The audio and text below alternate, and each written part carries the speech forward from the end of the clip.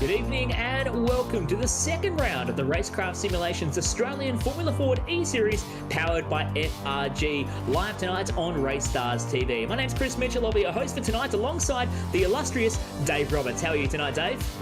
Not illustrious, but I'm okay. We're set for the second round of the series from Mid-Ohio Sports Car Course. It's currently 25 degrees and partly cloudy with a beautiful sun in the sky. What a fantastic track to take this series to. Yeah, it's a real Formula Ford track. It's flowing fast, lots of corners. It's a delight to drive in this car, and I think the boys are going to have a lot of fun tonight. It's going to be certainly a lot of fun. 3.6 kilometres, 13 corners to navigate, and a lot of undulation. It was said to me when I was first learning this track by one Julian Dunn that this track comes from an era where they didn't really think that they could bulldoze and level sections of the earth, and we're grateful for it because it creates a great racetrack to go running on.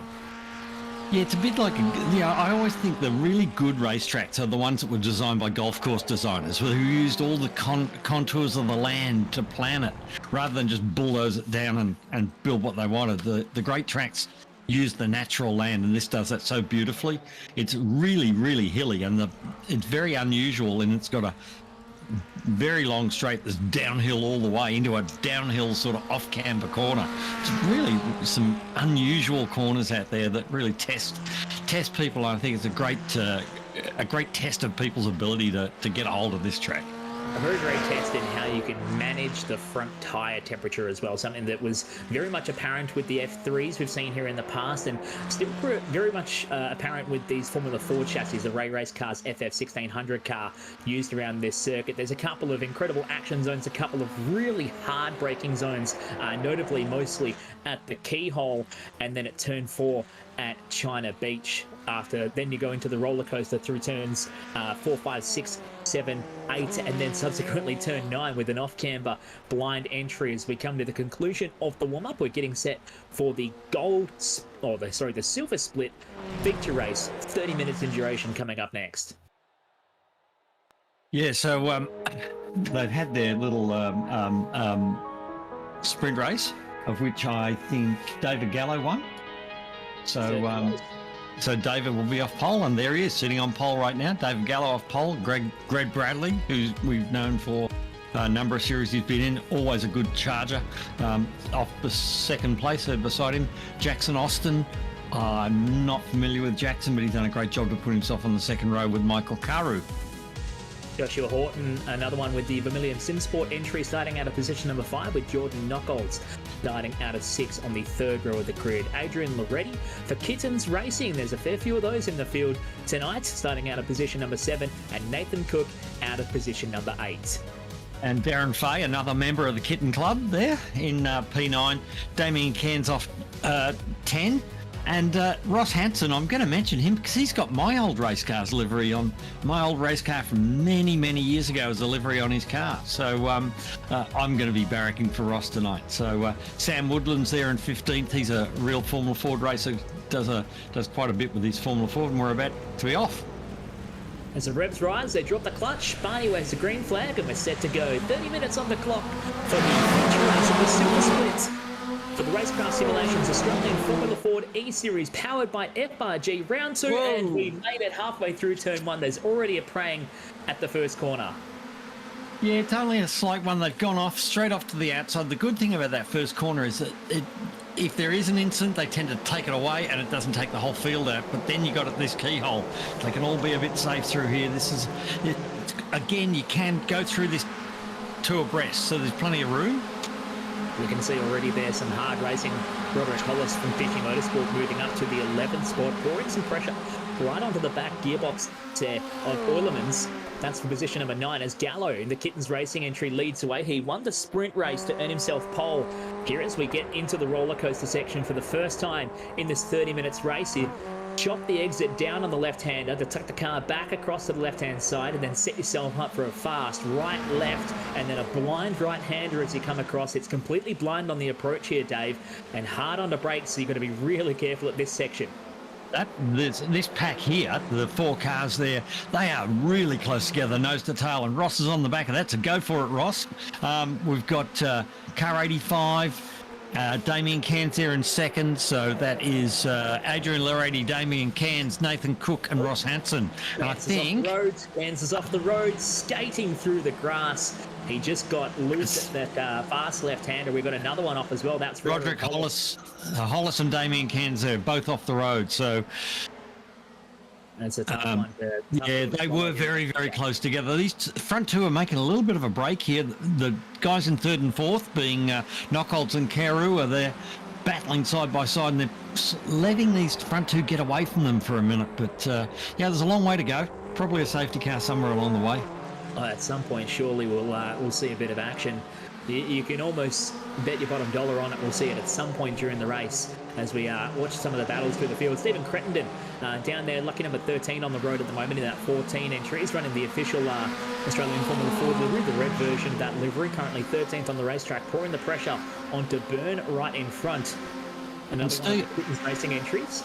Stephen was one of the creators of F3A, which has gone on to become FRG, which brings all this to you now. So Stephen's been out of it for a while. He's finally got his rigs back set up, and he's pretty keen to get back into it, as you can see, and I think he's having a lot of fun there.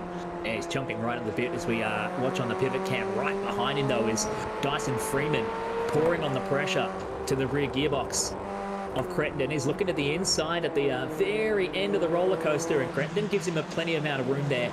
It's off camber on the exit. So easy to dip a wheel into that rumble strip, and if you go a little bit further, the car falls away, and these Formula Fords will actually bottom out on the exit there as they go through the fast left-hander on the run towards the carousel. That little run towards the carousel there up through the valley, that's called Thunder Valley, Chris, and I love Thunder Valley. It's a lot of fun as we exit the carousel. We're watching the back end of the number 6 car. Dennis Hawkins running a RaceKraft Simulations livery. Of course, RaceKraft Simulations, title sponsor of the Australian Formula Ford eSeries. Hello to Johnny and the team as you saw the RaceKraft ad before we started tonight's action. Where is Johnny? Where is Johnny? So I don't know where he is. He's probably off holidaying again. Oh, unfortunate. That's a very, very bent front end. Yeah, that's probably a safety car, mate, I'm going to guess. Let's check out the action replay here as we watch this one. This was Ashley Bell in the 15 car, just on the outside of the 41 of Jackson Austin going through, and they arrived, well, they spun there, and Bradley found it straight into the side of the spun car of Jackson Austin. So we'll see that again here. We'll watch it. Safety car's out. It is out, so we'll see this action here. Oh. Different incident as well. That was a 7 car. Oh. That was a different incident. There's Greg Bradley firing into the side of it and getting caught up, and that is a rough one for Greg. The Andrej entry. Yeah, I don't think he had much choice. Like he couldn't really jump on the brakes. He was trying to get the car off the road and out of the way as fast as possible. Unfortunately, Greg was actually the car that spun, not the car that hit him. Yeah. So Greg unfortunately caught up, and here's the cause of the safety car. So the procedure now, Dave, we'll get the safety car out there and neutralise this race. Yeah, unfortunately, there's a little bit of a hiccup with the safety car again. We've got a yellow canoe once more. No, not again. Yeah, don't go there. Round. We don't go there. So there's our yellow canoe.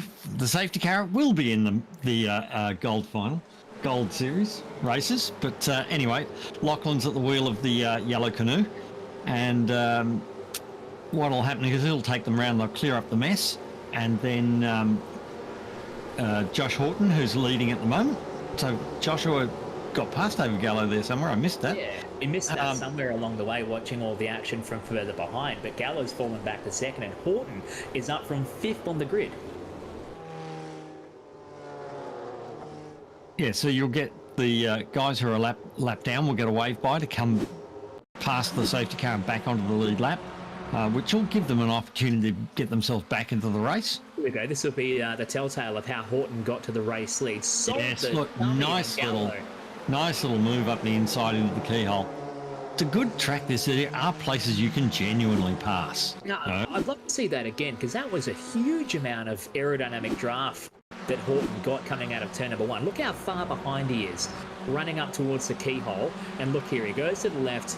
Gallo sees him in the left, thinks, yep, I'm sorted. And then Horton sells him, goes right to the inside, gets on the anchors, pulls up, and takes the race lead. That was a textbook move of using your opponent's mirrors to your own advantage to grab the lead of the race.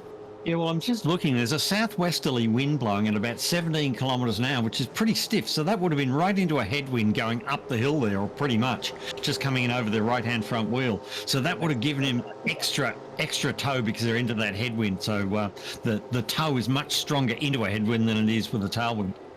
Absolutely, as we get the notice that the safety car period is coming to a close here. So Lockie Capel in the yellow safety canoe will, at the end of this lap, peel into the pit lane, and we'll get to go racing very soon.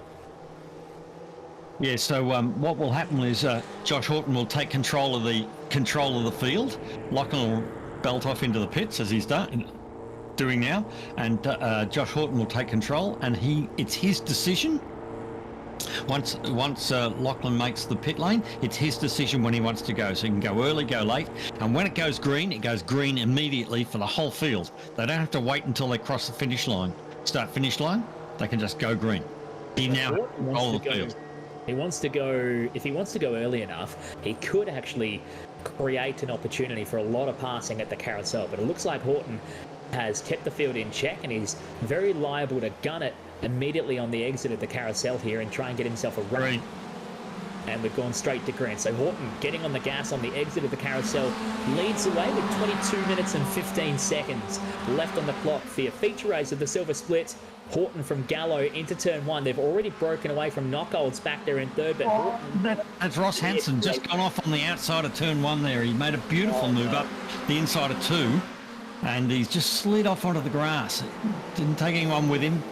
Minimal amount of damage to his race position, but yeah, still speed off the grass. Ross, you got to keep my car on the road, mate. You're going to do Dave Roberts, former Australian champion, proud here as well. That's not doing us proud. That's not doing anyone proud. On the exit of turn number two, who's that there? Sam Woodland. Oh, he's okay. He's moving, so that'll be good. That'll clear the mess. We won't have a safety car, I don't think. So it'll just buff out nicely as Knockholds pouring the pressure on the back of David Gallo, the 105 entry. We're looking at the nose of Knockholds right behind as they come out of the roller coaster segment. Jordan's a real tough competitor. I've had quite a few races with Jordan, and he's a hard man to beat, and he doesn't let the pressure off at all, as you can see now. He's got a significant message right above the dash there on board the car as well with his Chill Out Motorsports livery. As Knockholds having a bit of fun with it here. He's pouring on the pressure to the back of Gallo as they come through the right-hander, and they grab a bit of the curb here at the carousel before that hard kink onto the main straight. It's a great battle at the front of the field here. We've got 4 or 5 cars in a row here, and they've gotten a little break over the rest of the field, but they are battling each other really hard. Michael Carew there in 4th place in the blue car, followed by Adrian Loretti in 5th place. So it's pretty much a 5-car train at the front there. It sure is. They've got a bit of a margin back to Tony Baker. 1 second the difference back to Baker in P6 as here Knockholds has a bit of a run. He's looking to the inside. Down to that inside line. But then he gets chopped off and he has to tuck back in behind. He's going to look to the outside here. He can't get the run on the toe. Look at this. This is pure toe racing. Oh, Knockholds He's into the back of the leader. And he saved it. And the leaders hung onto it, and Knockholds has hung onto it. So that's fantastic driving. And I've got to say, the iRacing with the Formula Ford have really improved the. That's your leader, or was your early leader, Josh Horton. Yep. Around at the first section of the roller coaster there. I think that's down at turn 4 it is, on the exit of 4, and he has gone down the order. So Gallo will reclaim the race lead. We're watching the replay picture here. Watch this from Knockholds on the bottom right-hand of your screen. Gets tucked in and just loses it in the slipstream. It just got onto the grass. The back of Horton's car and just got away with it. I wonder whether he damaged the rear of Horton's car there. Well, so my memory is mechanical. Now we're going to get technical here, Dave. I know you love it. The track rod that actually controls the rear toe of a Formula Ford, does that sit on the rear end? It does sit on the rear end of the suspension A-arms here, as we watch here with Josh Horton. And what did he do? Just lost it by himself at the right-hander. Yeah, but I'm not sold that there isn't a bit of damage on the back of that car. I'm looking to see if we can't visually really see anything. No. Or a bent suspension arm for that. It looks all right. It does look okay.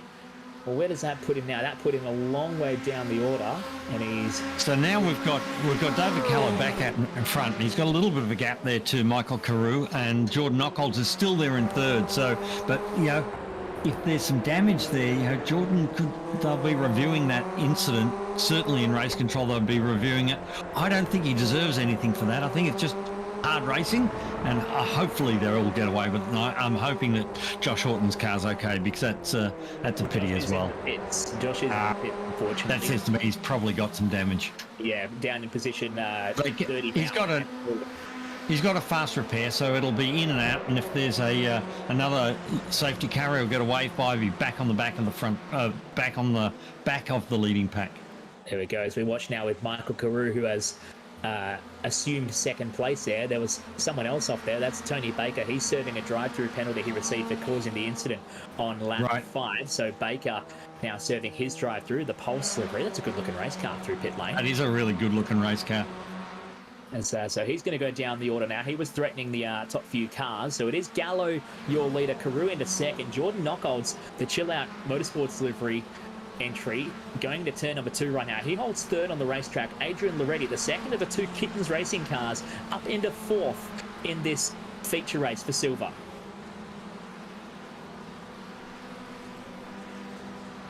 That's a good race car, that Chill Out car. Yeah. Sorry, Chris. Battery swap. Dave Roberts here, just doing a battery swap as we have a change for second. Carew under pressure, goes to the outside and succeeds the spot. Now, Knockholz has been pushing and pushing to get by, so now he's by. Can he get away, and can he go catch David Gallo? Well, Gallo is 1.5 seconds up the road, and to get any advantage of the toe, Knockholz really needs to get a lot closer, so he has to extract a bit of outright speed from that Chill Out racing entry. And Adrian Loretti looks like he's picked up a bit more pace as well, because he's now starting to really push Carew as well. Well, there seems to be an element of the aerodynamic toe advantage here at Mid-Ohio Sports Car courses. If you get close enough, you don't have to work as hard to hang on to the car in front of you. So we'll see what Loretti can do staying in this toe. It can sometimes be deceiving because it can actually keep a lesser car or a slower driver and give them more of an advantage to jump on you than it would seem on outright pace. And usually we don't usually see a lone kitten. Oh, dear. And there's another one. Is that Andrew Johnston? It is Andrew Johnston. That's unfortunate. Oh. And that was another split. Actually, Bell. Caught up on. And there was a third car as well. So it's all right. Race control. I'm sure we'll be looking at keep them busy tonight. Give them something to do, won't it? Oh, there's plenty. There's enough of them in there, I'm sure, to keep an eye on all the racing. Currently, 3 people inside Race Control Stewards Room watching all the action with all the different angles and reviews, and they're constantly keeping track of the in-game chat protest system that we have in place here with FRG. It's all very well regimented and well documented. That makes this series actually so much fun to go racing in, because you know that there's legitimate people watching over and you can have a fair and fun race. Now, onto the back of Loretti now has come Brent Meeks, who's also catching him. So it looks like these guys are holding each other up, I think, because we've got Brent Meekus, and then behind Brent is Daniel Byrne, who's also onto the back of this. So we've now got another 5-car train again, with Knockholz trying to escape at the front, but he's just not getting away. Well, he has slowly. He's pulled out a 0.4 of a second advantage over Carew back there. You see another Kittens car jumping onto the back of that train as well. That's Daniel Byrne, right behind Brent Meekus here in P5. So we're looking at almost having 3 Kittens cars spread across the top 5 of your feature race for silver right now, as Dennis Hawkins in the number 6 RaceKraft entry, just getting a little bit loose and under pressure. Beautiful little slide. There's Damien Cairns on screen with his picture-in-picture camera. He'll eventually give us a wave. No, I think he's got someone listening in and telling him to wave. It's great that we've converted the supercars driver, though. Well, we haven't, because he's still got the gear shift on the wrong side. He does. It needs to be on the right-hand side to be accurate. For an open wheeler, every open wheeler has a gear change on the right-hand side, see, from European. So, yeah, there's his problem. That's the whole problem. He's got the gear change on the wrong side. It's not serving him any penalty, though, because he is having a great crack at it here. He's trying to look up the inside of Hawkins at the keyhole. He draws alongside on the exit. Now he's going to have to stay there, try and hold out this line as he's just losing the overlap, and he's going to tap right on the gearbox. Oh, has to be careful. There's a bit of a touch there. These things are best fun to drive, and that's why we see worldwide a lot of guys getting back into them. I see Magnussen drove, Jan Magnussen, which is father, drove a Formula Ford at the festival this year, along with the Brazilian Roberto Moreno, who's, mate, these guys. Jenson Button, apparently Jenson is doing everything. He really wants to drive at the festival this year in an old Formula Ford. They just love it because they're the best fun things to drive. They certainly are. They're so much fun. There's a reason why I carried a spare nose cone back in my career days. Just one? Racing on the Ford. Just one. We only had 3 races, so you only had one chance where you'd really maybe need to grab a third one for the weekend, and then you keep things going. And there's still plenty of action going further behind. Tony Baker, who served a penalty, if I'm correct, up into 9th again. So he's having a great run. The Pulse Tuning 04 entry looking resplendent in the sunlight here at Mid-Ohio Sports Car Course. And the return. Great run. The returning Stephen Crittenden is just in front of him. What a fantastic run for Stephen tonight, up into 8th place. Absolutely fantastic, having a good run there. Credo on screen at the moment as we are working our way down. We're well and truly into the second half of this feature race. 12 minutes 30 left on the master clock. This great scrap for the remaining spots inside the top 10. There's battles everywhere you look. Luke in the background doing the switching right now. He doesn't know where to look right now. Typical Formula Ford, battles everywhere. I think it's Darren Fay trying to go down the inside there, is it? It is. 9? Yes. Oh, no. Whoa. There's a little clip. Hopefully not. I think they may have got away with that. Oh, he won't get away with that. No, he got the angry stick out there, and it actually gripped up and sent him into the fence. So that's taken down the order. Who benefited from that there? Fahy up to 9th now, and assuming the top 10, Damien Cairns, who was our mate we were watching a moment ago from the Accelerate Sim Racing entry. Let's see the replay here down into turn 4, right on the edge of China Beach. Now, it wasn't a touch on the entry, just Baker lost it in mid-corner. He's come from the inside line, trying to cover him on the way down the hill. And he picked up a little bit of that curve, and it's just unsettled the car, and he's gone. So, fortunate. That's what happens when you put under pressure. It's a little mistake, and everybody makes them. Unfortunately, sometimes you pay for them dearly, and he just did. Yeah, certainly paid the price. Now we have 2 Kittens Racing entry. Liner Stern in the top 5. It's Loretti and Byrne 4th and 5th. And there's that's Crittenden again, is it? Yeah, it was. He's having a fantastic race tonight, wheel to wheel everywhere. And every time I look at him, he's side by side with someone. Now looking for a repeat run on what he was looking at with Tony Baker. This time he's going to get the entirety of the overlap done before the corner, and Cairns is going to follow him through here. So Credo on the outside can't do anything about it. Cairns is actually having to lift down that long straight between turns 2, 3 and 4. And Crittenden loses 2 spots in the space of 1 straight and a corner. That puts Fahy up to 8th. Cairns into P9 now. Lucky number 13 for Damien Cairns moving up a spot.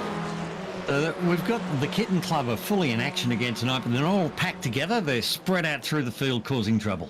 What are they now? They're 1, 4, 5 and 8 on the road, if memory serves me correctly, just looking at our live timing screen.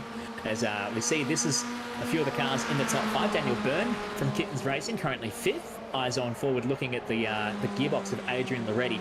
Daniel Byrne is up 22 spots from his starting position in this feature race. That's beautiful. That is a drive and a half. That's beautiful. To get through 22 cars and, without incident or without, any damage, getting involved in other... It's staying out of trouble is a big part of this. We saw Stephen Crittenden then earlier just going down into the turn at the end of the main straight and giving the 2 guys on the inside, he gave it away. He said, I can't fight this. I'll give away the fight to win the war in the long run. So, it's smart to sometimes just let it go and continue on rather than end up on the side of the road with a bent wheel or a wheel hanging off or, rowing a canoe. Rowing a canoe, not like our safety canoe in all yellow, driven by Lockie Capel, parked in pit lane watching at the moment. No, because the colloquial term when you have an accident in an open wheeler and you tear the wheels off is that you turn it into a canoe. So that's where the saying comes from. So I'm sure you would have done it in your the days of your career as well, Dave. It's easily done. I've only ever taken one off. I've only ever taken one wheel off. One wheel. I did two at once, actually riding over my sponsor in the same class. That's a story for another day. As we watch on here, Michael Carew currently nicely holding down third place. He hasn't had the pace to stay with Jordan Knockholz, who's broken away by now 0.6 of a second, but nobody has had the pace for David Gallo. It's been a quiet affair out front, but look how much further ahead Gallo is. The first of the Kittens racing entry. First on track right now with 8.5 minutes to go. He holds a 2.3 second margin back to Knockholz in second in that Chill Out Motorsports entry. Yeah, I think David Gallo's biggest competitor is himself. It'll be his mind thinking, don't make a mistake, don't do this. The good thing is with these, you don't have to go, oh, is that a funny noise? Am I about to blow an engine? Because that doesn't really happen. So at least you've got a few less things to worry about. 3 abreast into the keyhole. How good is that? Now that was excellent. Free losing the spot, and on the outside of that one, now Cairns is under pressure from Darren Fahey in the battle for 7th. Fahey gets alongside on the exit of 2. It's a little kink right here. They call that turn 3, although it's wide open and just treating it like a straight. So Fahey goes up to 7th now.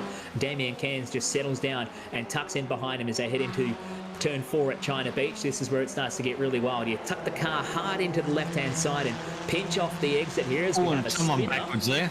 There was a spinner ahead, but that was, I think, a lap down, potentially. Might have been Tony Baker there caught up and facing the wrong direction on the exit of turn 5. And it is Tony Baker down in 31st. He's having a shocker. Now I'm going to check after the race, but Darren Fahey, I've got a mate with the same surname, and he pronounces it Fay.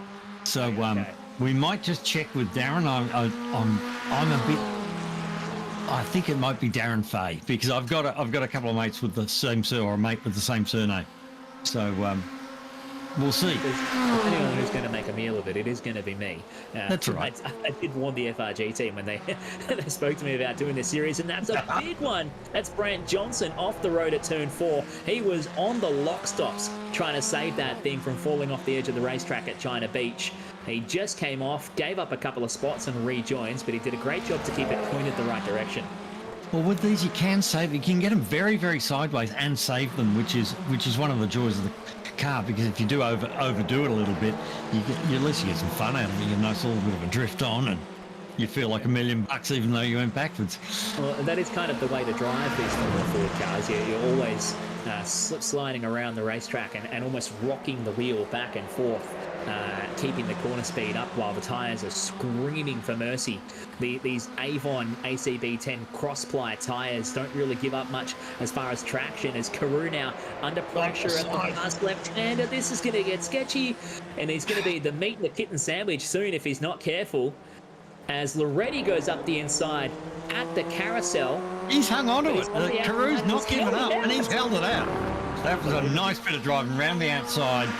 And he just kept the boot in it, and he was given room, which was great to see. So these guys are having an absolute ball. They'll be grinning from ear to ear. That's a fantastic battle there to keep that position. Great drive from Carew to hold on to that one. And he holds on to second or third right now. Again under pressure up at turn number 2. There was a little lock there from Loretti. It was either a lock or a touch of tyres on the inside there into turn number 2 at the keyhole. That allows Carew to open up the gap here on the long straight. It leaves Loretti now exposed from both Byrne and Brent Meekus, who are breathing down his neck. Meekus looks to the inside, but Byrne decides he wants the spot. He's looking at the inside at turn number 4. Can he draw alongside? Loretti's given him room and almost lost it. Great save from Loretti. He loses a spot, but he lives to fight another day at turn 4. And there was somebody else out in the grass there again, another green car I saw off to the side. So yeah, they're all struggling towards the end of this race here. I imagine the tyres are getting a little bit hot, getting a little bit loose, and they're all trying so darn hard to make those spots before the checkered comes out. So here we'll see it again on board. So Daniel's going to go down the inside, and you'll see in front, see on the outside there, he's just lost it out on the marbles a little bit, he has. But hung on to it, bit of jam it on the brakes, and he saved it. Great save there from Adrian Loretti. He's now fallen down to P5 as a result there. Brent Meekus still on the outside of the top 5 looking in right now as we catch up with Jackson Austin on the outside of the top 10 looking in. He goes to the inside of Credo. and pinches P10 from Stephen Crittenden, who knocks him down to P11. That's a textbook move there. Looks like he's carrying a bit of damage on the nose of that. He's done a bit of a nose job on himself. Yeah, he certainly has. That happens in these cars when you're racing so close. You can Look at that. Turn down like the nose of the Concorde plane at subsonic speeds. Yeah. Just hanging out. It's not bad, but it's bent. It's bent. It's been racing. It's definitely gone racing for the that entry there as we catch back up with Adrian Loretti. Now under pressure from Brent Meekus for P5. The battle's right in front. This is a great 4-car battle pack for positions 3 through 6. Fighting it out here in Mid-Ohio Sports Car courses. We're coming up. There's only a couple of minutes to go. We're just 3 minutes to go now in the feature race for the Silver Split. So now this pack of 4, they're still at it. They've been at it for 30 minutes. You'd think they'd be over it by now, but anyway, they're not, and they're still going. And who's going to pick this off for the end? If Michael Carew can hang on to this, it'd be a brilliant drive because he's held these guys off lap after lap for the last 10 laps. He's done a great job of it. He may not be the quickest of the bunch here. I mean, when we look at outright speed, Daniel Byrne actually has the best of the fastest laps from this group. It's a 1 minute 30.17. That's actually quicker than your race leader, David Gallo, a 1 minute 30.393. There you can see on the timing tower on the left-hand side of your screen. Byrne has the fastest lap of the race out of anyone on the track, but he is pushing it very hard to try and grab third. He wants to stand on the podium and make it a Kittens Racing 1 and 3 at least in this feature race. He's a bit closer this time, Chris. He's tucked up in the slipstream, but see, Carew's making him go down the outside. Now he's pulled across to the outside. He can't pull back in again, but he's just hanging on to that just enough to be able to turn in and we've lost one in the back. That was Meekus getting caught up. Now, did he lose that by himself or did he tag a tyre? I just missed the moment of impact that saw him veering off the racetrack. We'll catch it here now. Replay here on the exit of turn 4. So here they are on the way into 4. Meekus looks to the inside. I think he's just lost it. Oh, no, he did. He tapped him. He did. The right rear. Oh, hopefully he hasn't done too much damage there. Yeah, right rear beats a left front every day of the week, in the words of the great Con Migro. For anyone in the Speedway world, they'll know that one for sure. As David Gallo leads away now. That's a shocker for Meekus. The benefit is here, they had 16 seconds over the next car back in 7th, so Brent will just happily consolidate. A white flag. We're straight away into the white flag. Last lap upon us with a minute to go. So there, that looked like Brant Johnson. They're getting a bit loose over the line. So the car's getting loose everywhere at this point in time. End of the race, 30 minutes hard racing. Looks like Brent Meekus is in the pits because he's in pit exit, just coming out of the pits now. I must have had a bit more damage from finding the fence in that incident.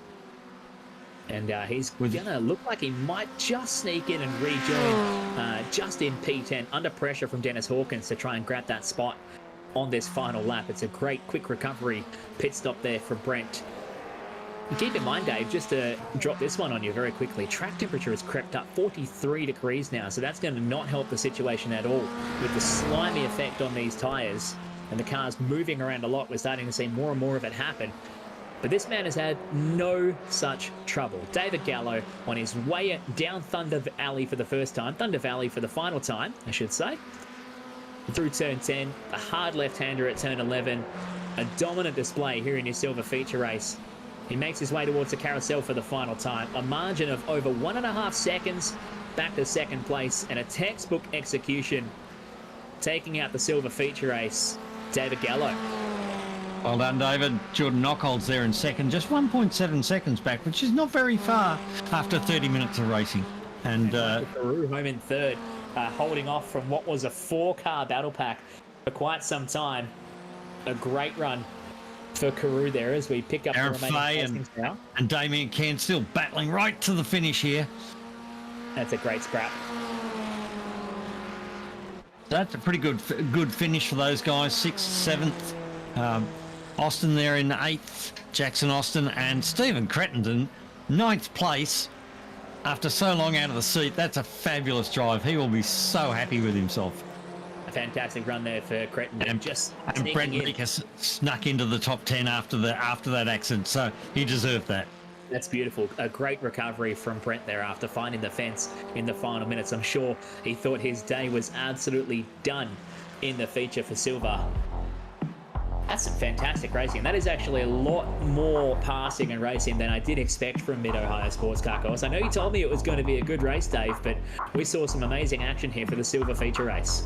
It's a circuit that really suits the car. It's not a super popular circuit. A lot of people know about it. The first ever IndyCar race I saw in my life, they were racing here, and I just went, what an amazing circuit, because of the hills, the dips. And I love a circuit that has that, ups and downs and rises and the valleys. It just makes so much more interesting to watch.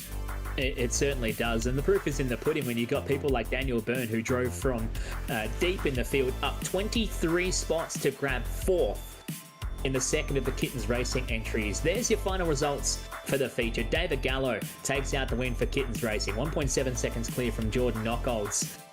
The Privateer in second, and Michael Carew, a valiant drive for him in the Pork Hunt Motorsport entry. Very careful with that, Chris.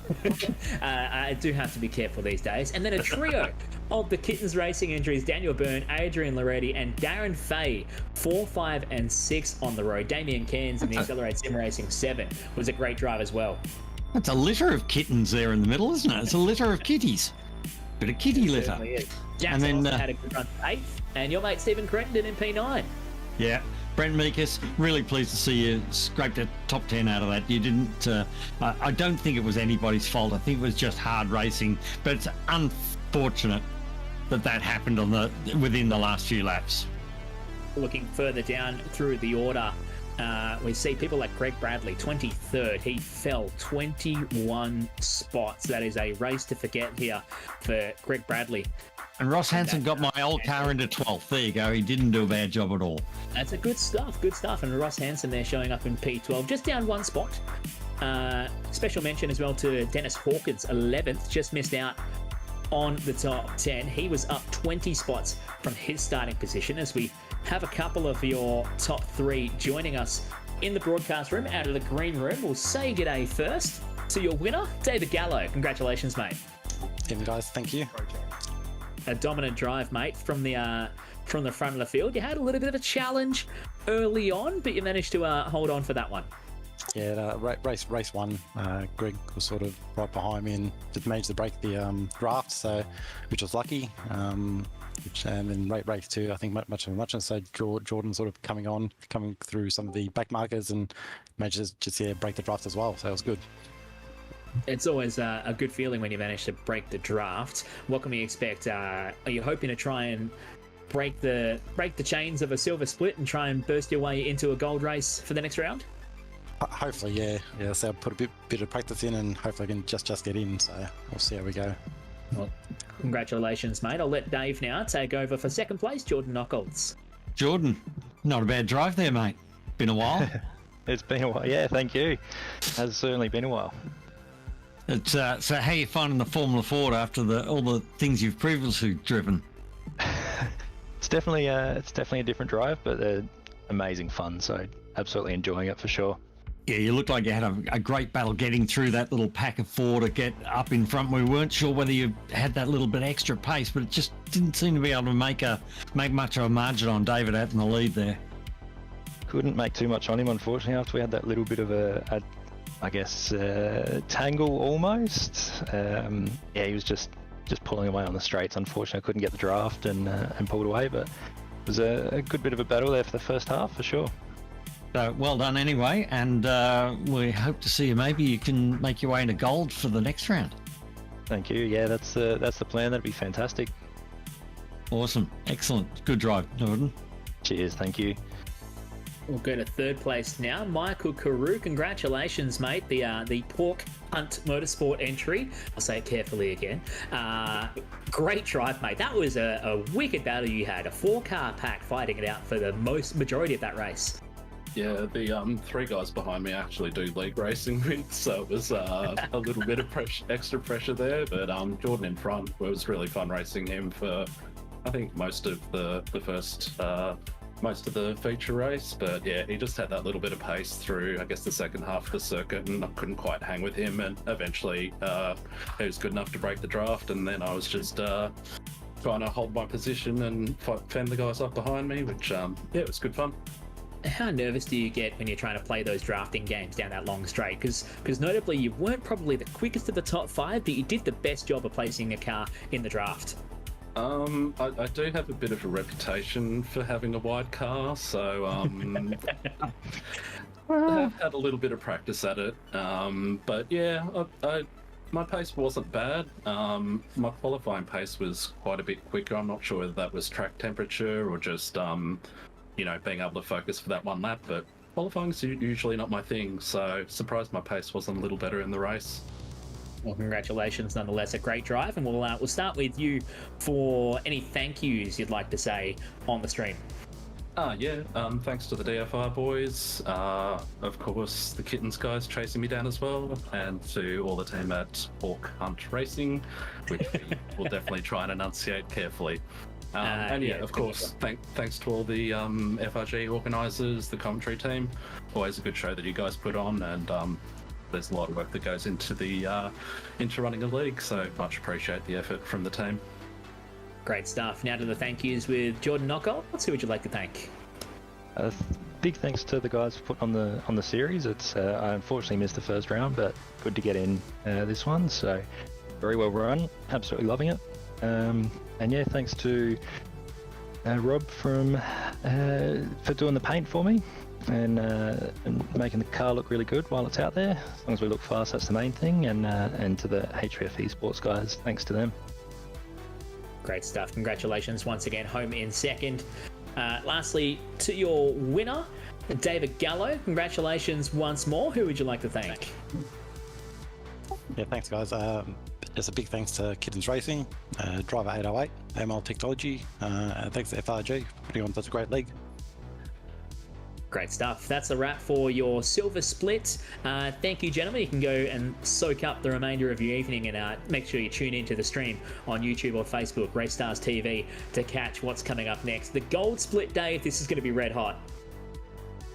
Yeah, it's going to be very, very hot. A couple of very, very fast young guys out the front, and they're no holds barred. So it's going to be keep your eyes open. Anything could happen.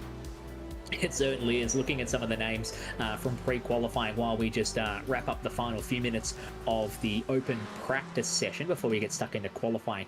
Damon Woods, your first round winner from the opening round back at Winton. He was the quickest in pre-qualifying by, 2/100ths of a second over Cody Deep. That is red hot, super close running after putting in excess of 50 laps in pre-qualifying. Yeah, these guys are very, very serious. It's a genuine Australian Formula Ford National eSeries champion. So it is a genuine championship they're battling for here. Not just something made up, but it's backed by Formula Ford Australia, or the Formula Ford Association of Australia. And, they're fully behind this, and they're looking at this as a way that maybe we can get some new young talent into Formula Ford and along their way to bigger and better things across the world of motorsport. Well, I was talking with a couple of pretty quick young West Australians who have eyed this off as well, and I'm trying to entice them to come and join the series. Of course, with this championship, you don't have to have been signed up or pre-qualified before the championship starts, like a few others. Each round, you have the opportunity to pre-qualify, and if you make the top 40, you get yourself into the gold split, which is what we're in now, or the next 40 back to position 80. We had, 78 drivers? We actually had 80 drivers attempt to qualify for this round. So we had 2 full grids of 40 cars each attempting to qualify for this round. You can do that each and every round. If anyone's out there watching this right now, or you know someone that would like to get involved, make sure you head on over to the FRG Formula Racing group on Facebook, and you can find the links there to the Discord server. You can get signed up, get joined up, and find out what you need to know to come and join us in the RaceKraft Simulations Australian Formula Ford E-Series powered by FRG, the official Australian Formula Ford Championship E-Series on iRacing, because as we've already seen, Dave, there's some red hot racing in this championship with some solid names lining up in the order.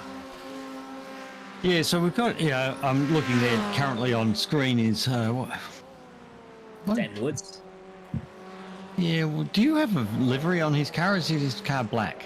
Luke has told us the liveries are taking a while to load in. Oh, so okay. They'll get corrected. I'm very confused. I'm looking at the car and going, that's not him. No, that should eventually load in with the trading paint software running in the background, trying to load in 40 cars immediately after coming out of a server with another 40 cars in it. You've got people like this young man, Kobe Williams, who had a great run in the first round back at Winton. The likes of Cody Deeth, Caleb Hides, Mitch Martin, Andrew Gillum, all were very quick in pre-qualifying. Gillum on screen right now. He had a great run at Winton, if my memory serves me correctly. Yes, he did. Yeah, fantastic run at Winton.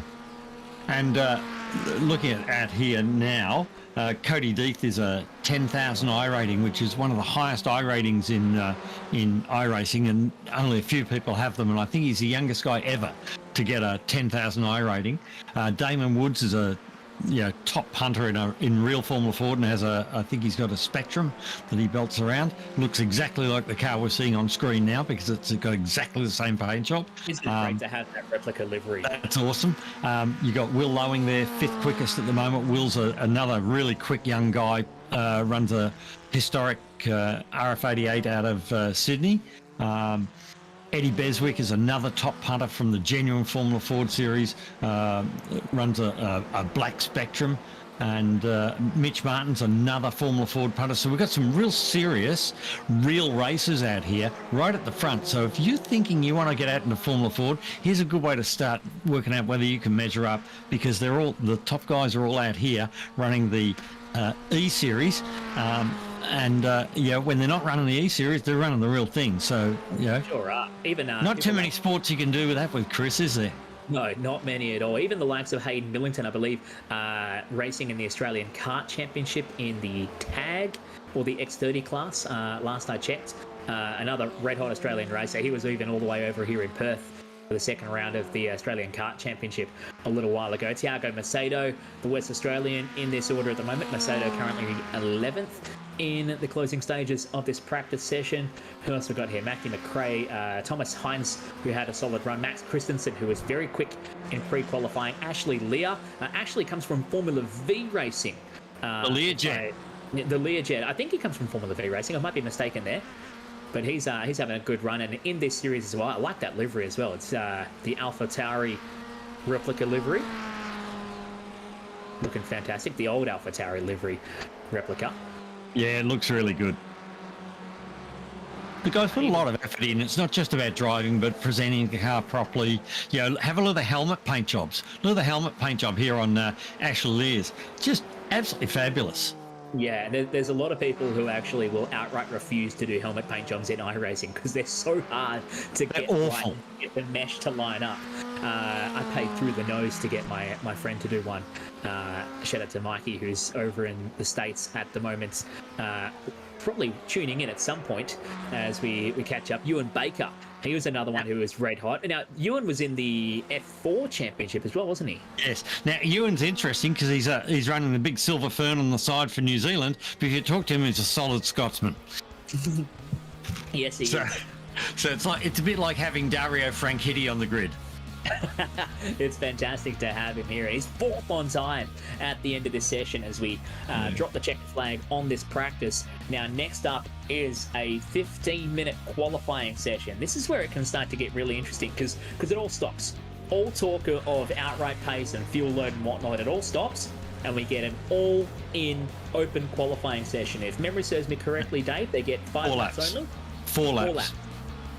So they got 4 laps to set a time. They can't just go forever. They got 4 laps to set a time. It's a 15-minute session. So you don't have to go out first thing. You can let 7 minutes go and go out at the 7-minute mark and do your 4 laps at the end of qualifying instead of the start, which is personally what I'd probably do.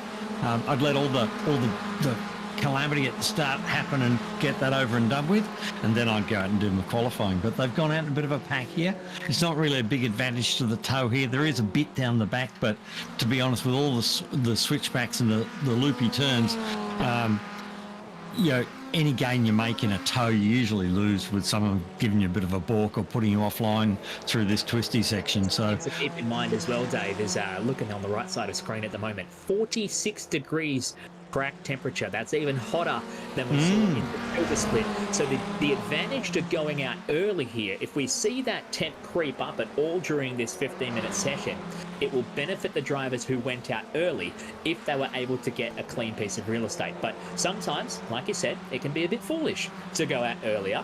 Save yourself a bit of time. Let everyone else sweep the track and expire their runs early so you can get yourself a cleaner track. But a cleaner track may be a good thing on one side of the coin, but the other side of the same coin, it could very well be a slower, hotter track. yeah, we'll get a little bit of rubber progression too, because the track actually physically does change in iRacing. The temperature usually sets the series up or the events up to replicate the weather in the actual part of the world where the circuit is. So you'll look at Lexington, Ohio, and look at what the temperature is there and basically set it up, and then iRacing will make some variations to that randomly, so you don't know exactly what you're going to get. But yeah, it must be a hot day in Lexington. Yeah, it must be. We're in the peak of the US summer, is just about at least. So that will explain the hot temperatures, despite only being 23 degrees ambient temperature. Kobe Williams on screen at the moment, just coming to grips with these first couple of laps. Now, only getting 4 laps, you can't afford to make a mistake and bin the car in the early stages of the run, because then you basically throw the rest of it in the bin and you don't get the benefit of the tyres being up to temp, usually coming on right at the very end of your 4-lap charge. Yeah, so you'll look at lap 3 as really being, it's got to be a good lap, and lap 4's got to be a blinder. So you will, I would think you would see last thing that there's Mitch Martin on screen now. That's a good looking car too. But you should see that last lap, the time start to come in.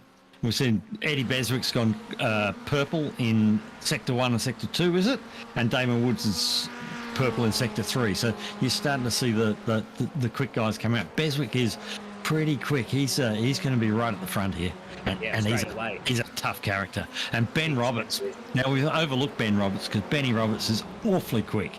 And he's done a lot of sim racing. He's done some real racing, but not in an open wheeler. But he's really taken this Formula Ford, and he's extremely quick. There he is in the Simrigs car. Another great looking livery. Oh, they all look so good, Chris. I want them all. Can I just park them all in my garage? Well, the benefit is, I'm sure if you asked him nicely, he would send you the Targa file and the spec map, because that has to go along with the spec map as well. You can save it in your folder and keep it for later. As the first lap times have started to come through, Damon Woods going quick early here, 129.779. Eddie Beswick going to second, just 87 thousandths of a second off that time. That's a 129.867. Benny Roberts, who was on screen a moment ago, was third quick, as we see Tim Harris, the Locked On Banter Alliance Racing 093 entry, goes ninth with a 130.7. So they're already lapping at the point end of the field, lapping quicker than we saw in the silver split earlier. But keep in mind that with a bit of a different set of conditions that they had, track temp more than 12 degrees colder in pre-qualifying, they are a fair way off the times they were setting in pre-quality. They were lapping in the 128.7s in pre-qualifying earlier. Oh, we've got some really young guys out here. There's some, 14, 15-year-olds out here. Caleb Balak there. I think Caleb's about 15. He races a real Formula Ford.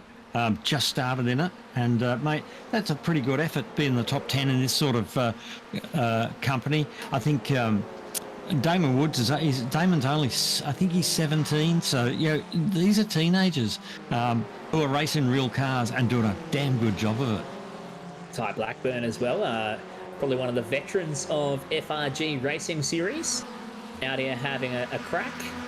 And Ty currently not set a time, so he's yet to climb up the order, as we've got about a third of the field who've yet to set a time. Another one we haven't mentioned yet and spoken about, Matthew Hansford-Taylor, red hot in a kart. It must be said, he is actually legitimately quick in a go-kart. Did he run the first round? I'm looking for him. He did run the first round, but he finished down in 38th after round 1 at Winton. So keep an eye on him to maybe have a more solid showing here. He's running in the same liveries, so the likes of Beswick and I believe Hides and a few of the others all running with that same white, pink and black livery. So they'll probably all be in the team chat communicating at the moment, and it'll be interesting to see what he can do in this round. I'm sure he's looking for something better than 38th for the round. Yeah, and if he's racing a go-kart, mate, this is a good little intro to maybe getting his butt into a Formula Ford one day, into a real one. All Formula Fords have long proven to be the perfect step-up category for aspiring young racers, and you and I have talked at long lengths about this, about how much benefit they provide to developing drivers coming out of karts before they look at going racing with a wings and slicks type of entry, because of what they teach you with the RaceKraft that usually gets hidden behind aerodynamics with these kinds of cars.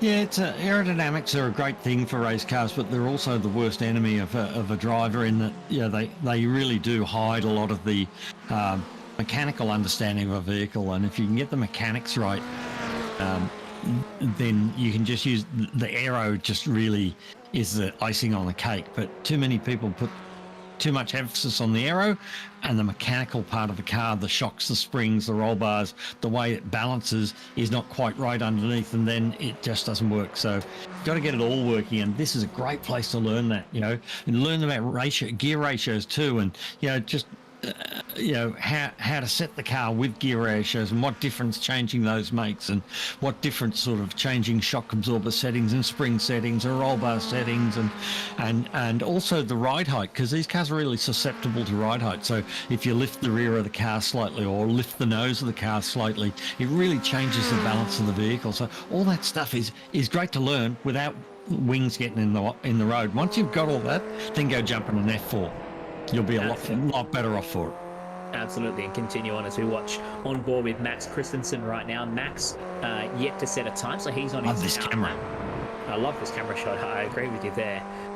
No message above the dashboard for these boys, unlike what we saw from young Knockolds earlier on in the silver split. Some great fun stuff you can do with those liveries. If you can make your own, or if you can get your livery maker on side here, is tipping almost 170 kilometers an hour before turning into that fast left-hander at the top end of Thunder Valley, as there's a spinner right in front of him who toes out of the way in time. It's amazing. They're over 100k an hour corner speed at one of the tightest points of the circuit in the middle of the carousel. But Caleb Hyde's now gone to second place. Eddie Beswick sitting there in third, and Kobe Williams in fourth. So that's 3 of the top 4 on real world races. And Damon Woods blitzing them at the moment, a 1:29.3 for Damon. He goes to the top of the timesheets now. He has completed 4.8 laps. So I think he'd be at the end of his last flying lap, should be. We'll see if he can try and better that time as he makes his way into the carousel for the final time. Just a little kink through the final corner and onto the main straightaway. Can he go better than a 1:29.368? No, he cannot. 1:29.4. Now, the person who, to me, is out of place a little bit there is Cody Deeth. Oh, and as I say it, who goes to... Who goes to the top? Cody Deeth. Rockets to the top. Eddie Beswick's gone P2. Boom, there you go. 1:29.2 for Eddie Beswick. Now, that's all on their 5th lap in that run. The 94 of Kobe Williams completes his session as well. 1:29.4 keeps in P5 right now. Seth Brown down in 15th. On screen. So a lot of drivers finishing off their runs now. Caleb Hyde's 4th, Kobe Williams 5th, Lowing in 6th, John Merritt in the 1 car just coming to the end of his run as well. He just got balked badly on that lap. Got balked really badly. He did improve. He went to 6th with a 29.51 for Merritt as Caleb Dawson on screen now. He's coming up to the end of his someone wide there. And someone just... Well, some of these guys may not have gone out initially, so they may be on a, less laps. So that's right. They might be on an out lap as well. Yeah, so I'm looking at Caleb Dawson and thinking Caleb's probably only just starting his run. So, well, he's just completed his 4th lap, so he's on his final run now.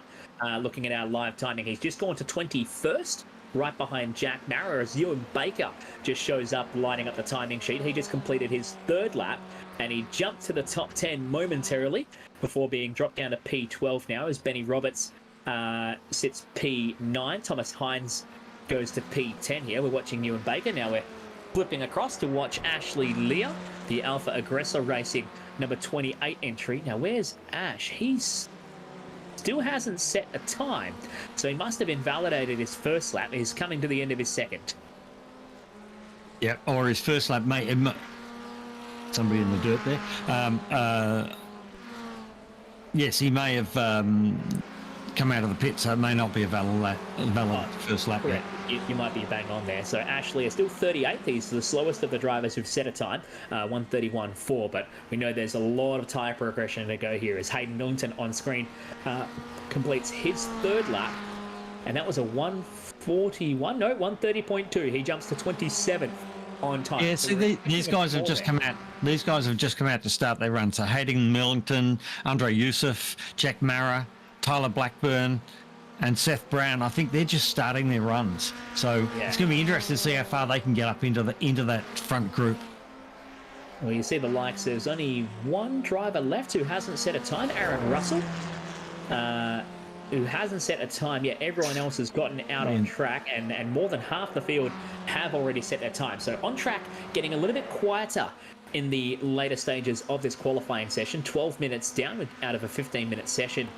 We watch Ty Blackburn coming up to the top end of Thunder Valley. Now uses a bit of the exit there. He's unsettled the car. Oh, we had a bit of an accident. Bit of an accident around the back of the circuit there. I can see it on my second monitor, and a couple of cars coming together, which is just silly in practice, isn't it, in qualifying? I mean, just back off and, get room and go for the next lap. It can really be painful for the run as well, as we see Ty Blackburn still 20th on time. His previous lap was his best. He's got one lap left to try and get something done, as Andrew Gillum just lit up the timesheet. Gillum coming up on the screen now. He goes to P4 with a 1:29.402. That's a nice lap. He was very, very quick at Winton last time out, so I'm not surprised to see him up the front. I'm surprised at Ewan Baker at the moment back in 13. Ewan's really, really good for a top 6. And Seth Brown was particularly quick last time out as well. So, there's still a few things there that can be stirred up. Yeah, Chris. Yeah, Ewan Baker not really showing up like he's setting the timing screen alight in these last few sectors. He's on his final lap now as we catch Josh Fitt coming through for 38th on time. That's only his first flying lap, I believe. It's a 1:30.9, so we'll keep an eye on him yet, as Ashley hasn't improved really. Ashley is now sitting 39th on time. Hasn't gone any quicker. Stays with a 1:31.43 for Ash in a tightly contested field.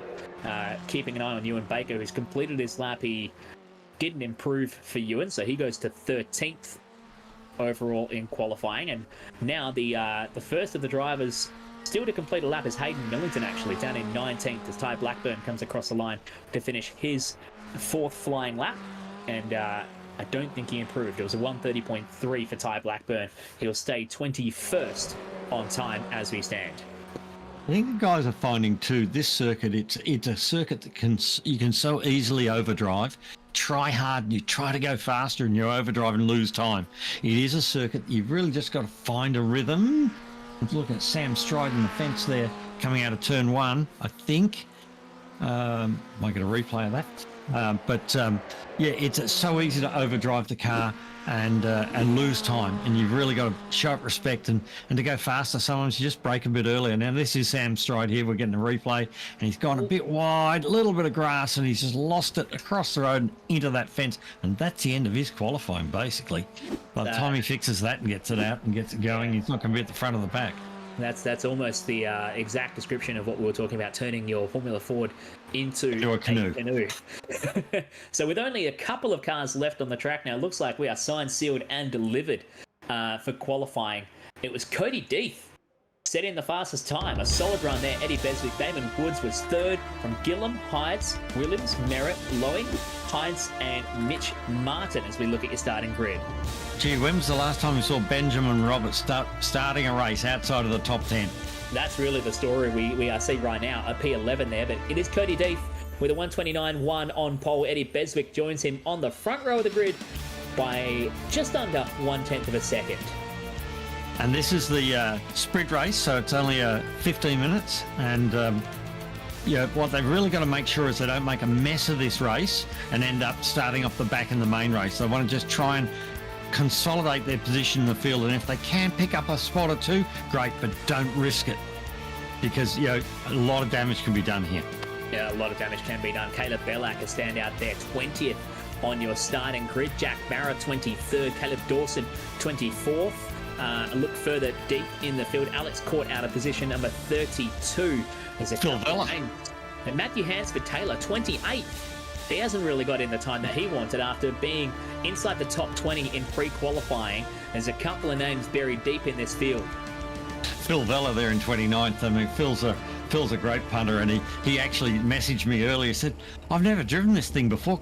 It's a wild ride. How do you drive it?" So he's done a pretty good job in the result. I'm sure the sentiment shared by Jay Dixon down in 37th on the starting grid as we get ready to rock and roll here. This is the sprint race. Just 15 minutes in duration as we watch Cody Deeth on the pole. The Eclipse Sim Sports entry is going to lead the field away for the first time. He's joined by his teammate Eddie Beswick on the front row of the grid as the revs start to come up.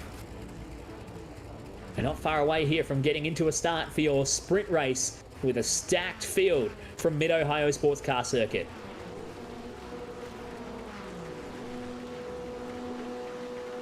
Revs are up. And we're off. And we go green in the sprint race. Deep gets a decent start from the pole spot here. The rest of the field from deep in the back of the pack. They're having to make their way from the carousel down onto the main straightaway. And look at this, the teammates already glued to each other as well. That's Deep running a little bit wide on the exit of turn number 1. Beswick is going to look to the outside up towards the keyhole for the first time. And he's going to get hard on the anchors. Almost went straight past him under brakes. Damon Woods tucking in behind there. And so the rest of the field filtering through our spot. Thiago Macedo, the RaceKraft Gold entry, is look at Woods. Woods on the inside, already pushing forward.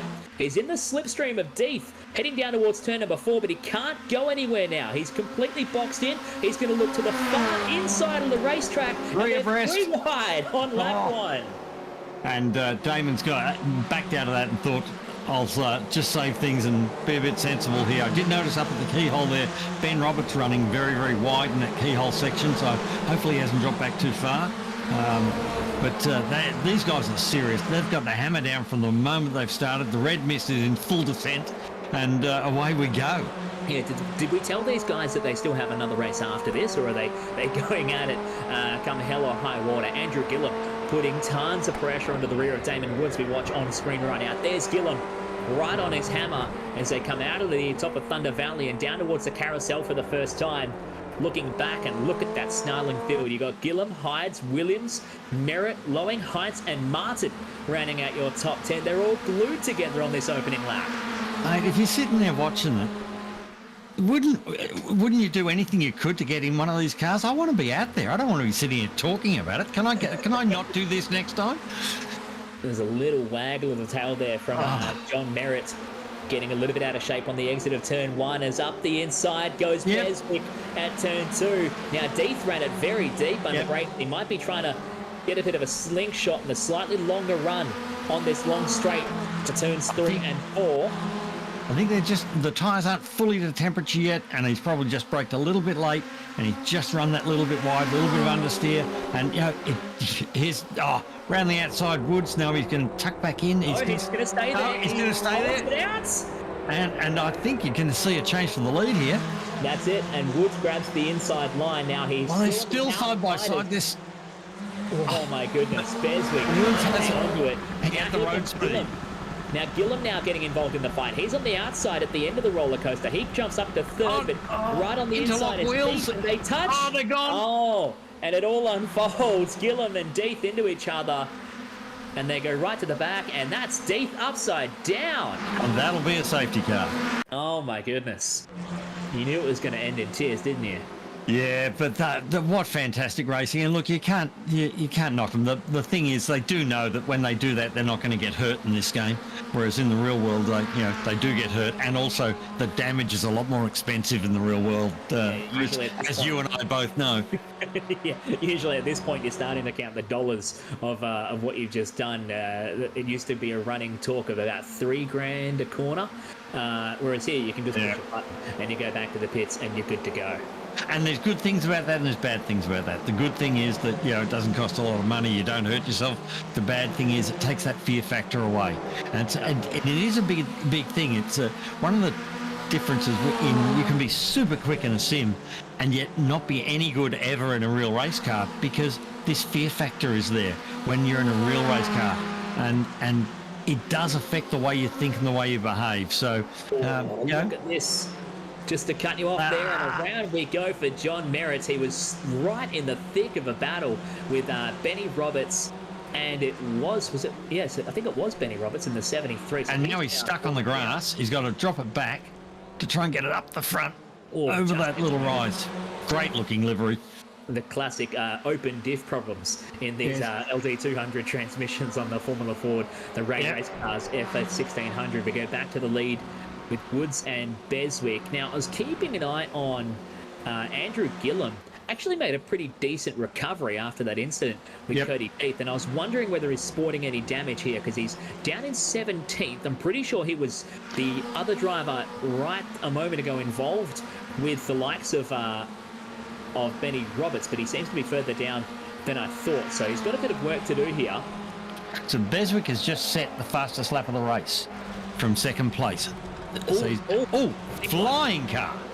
That was doing a full barrel roll, and who was that? Sean Doyle was caught up in that at turn number 1. The White Knuckle Racing entry is rocking for Vermilion Sports at the moment, and there's a couple more caught together. Kobe Williams, Kobe Williams, and who's 53?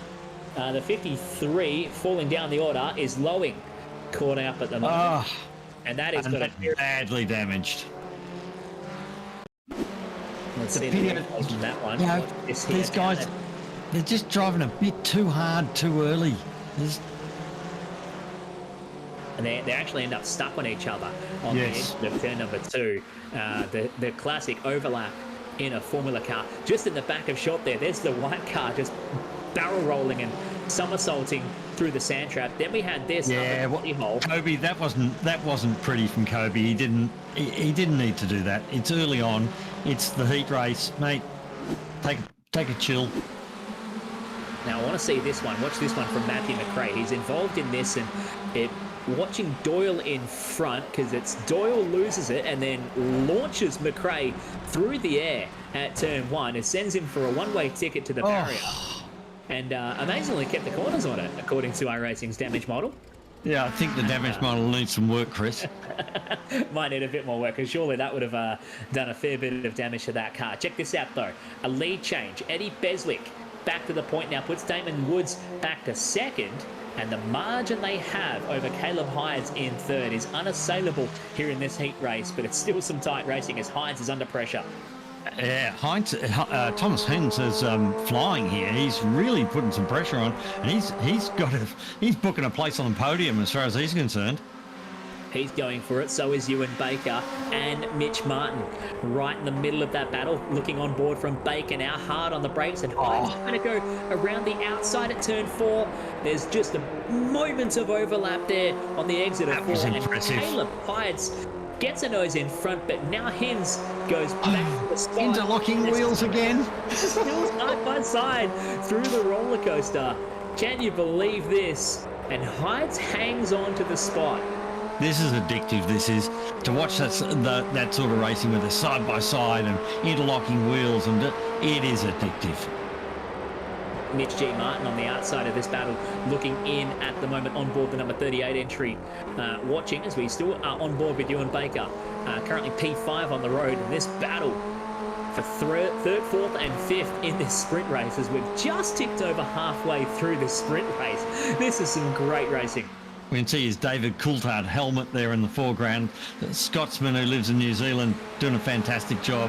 And wide. I think Mitch Martin's playing a very smart game here. He's just sitting in 4th place and going, I'm just sitting here. Yeah, just watching this happen. No point throwing it up the inside as Hides runs it deep on the entry to turn 2. That's a carbon copy of what he had the previous lap, and now Hims is going to go for it again, just getting enough of overlap, although Hides is trying to deny him of that, pushing him onto the grass down to turn 3, and Caleb Hides gets his hands dirty a little bit, and Ewan Baker is going to pick up the pieces. Yep, he just swept round the outside, and he's going to take the lead of this little pack. No. Oh, he's still in there. He has the inside line. He's stuffed it up the inside. Now, if he can hold it around the outside and keep the road speed up, as we saw Damon Woods do earlier, and he's done exactly the same thing and motored by. So, nice bit of driving by Ewan there. That was really smart driving. While those two guys were playing silly buggers on the inside, Ewan's just snuck around the outside. They didn't even see which way he came from. And there's moments where you have to pick where you're going to get the elbows out. Mitch Martin just waiting at the moment, biding his time as we see a drive-through penalty for Alex Court for moving under brakes. That's a big no-no, especially in these cars. It is. Without the aerodynamic advantage to keep the cars planted, they can get lost very quickly when you throw out the anchor. But this battle for the remaining podium spot, I don't want to come away from this scrap just yet, but keep in mind as well, Damon Woods has reclaimed the race lead from Eddie Beswick in second. You can just see them up the road heading into the keyhole. That's the margin from the lead battle back to this fight for third. Is great job to keep on top of this. Now Ewan Baker's in the box seat. He's got nobody to give him a tow. He has no one helping him out, and he's a sitting duck right now. Got a beautiful exit from the keyhole there, though. He had that little bit of wide run and gave him a really, really quick exit. So he's going to be able to hold them off down. I believe he's going to be able to hold them off down into the bottom of the main straight here. And I think he's got the pace. He can just, if he can just hang in there, keep a little bit of distance, just claim that road and get these guys fighting behind. He can possibly get away with it, but he's got to get these guys involved side by side. Couple off the road again. That's Tiago Macedo. Yeah, he's got damage. That's here. That was just track. I'm not quite sure, but what's happened is he couldn't stop the car on the grass, and that's Jack Mara. Is that Jack Mara? That's Jack Mara sitting there with the rear wheel torn off the car. That's unfortunate for Jack, reigning F3A Series champion, caught up in this race, and he's pretty much out of the sprint race. He'll have a chance to try and put on a show and drive back through the field in the feature. There was another couple of cars put up there. A shocker there for Tiago Macedo, who consistently tends to find himself in a spot of bother. That seems to be the way Tiago goes racing, unfortunately. We're going to check here's a replay. Here. What happened here? Okay, that was clear of where we saw the incident. Sean Doyle. That's Sean Doyle's. That's another spin for Sean. He got caught up at turn 1 a little bit earlier in the race. That saw Matthew McRae going for a sky high ride on the exit of 1. Here's the battle we wanted to see. So this is Mara. And what happened here? Oh, that's dangerous. Down the middle of 2. Yeah. I'm sorry, Jack, but Yeah, that's on him, isn't it? that was a low percentage move for a 15-minute sprint race. Live to fight another day, baby. And we saw the result of that was Mara out of the race. Tiago with some significant damage as well. And I think it was another one of the Pulse Racing cars caught up in that incident. We watch now Max Christensen on track. He's got Seth Brown right in front of him. I think Seth was one of those ones caught up in that incident. Might have been the one that just got away with it, sneaking through turns 4 and 5. He currently sits just in front of Max on screen.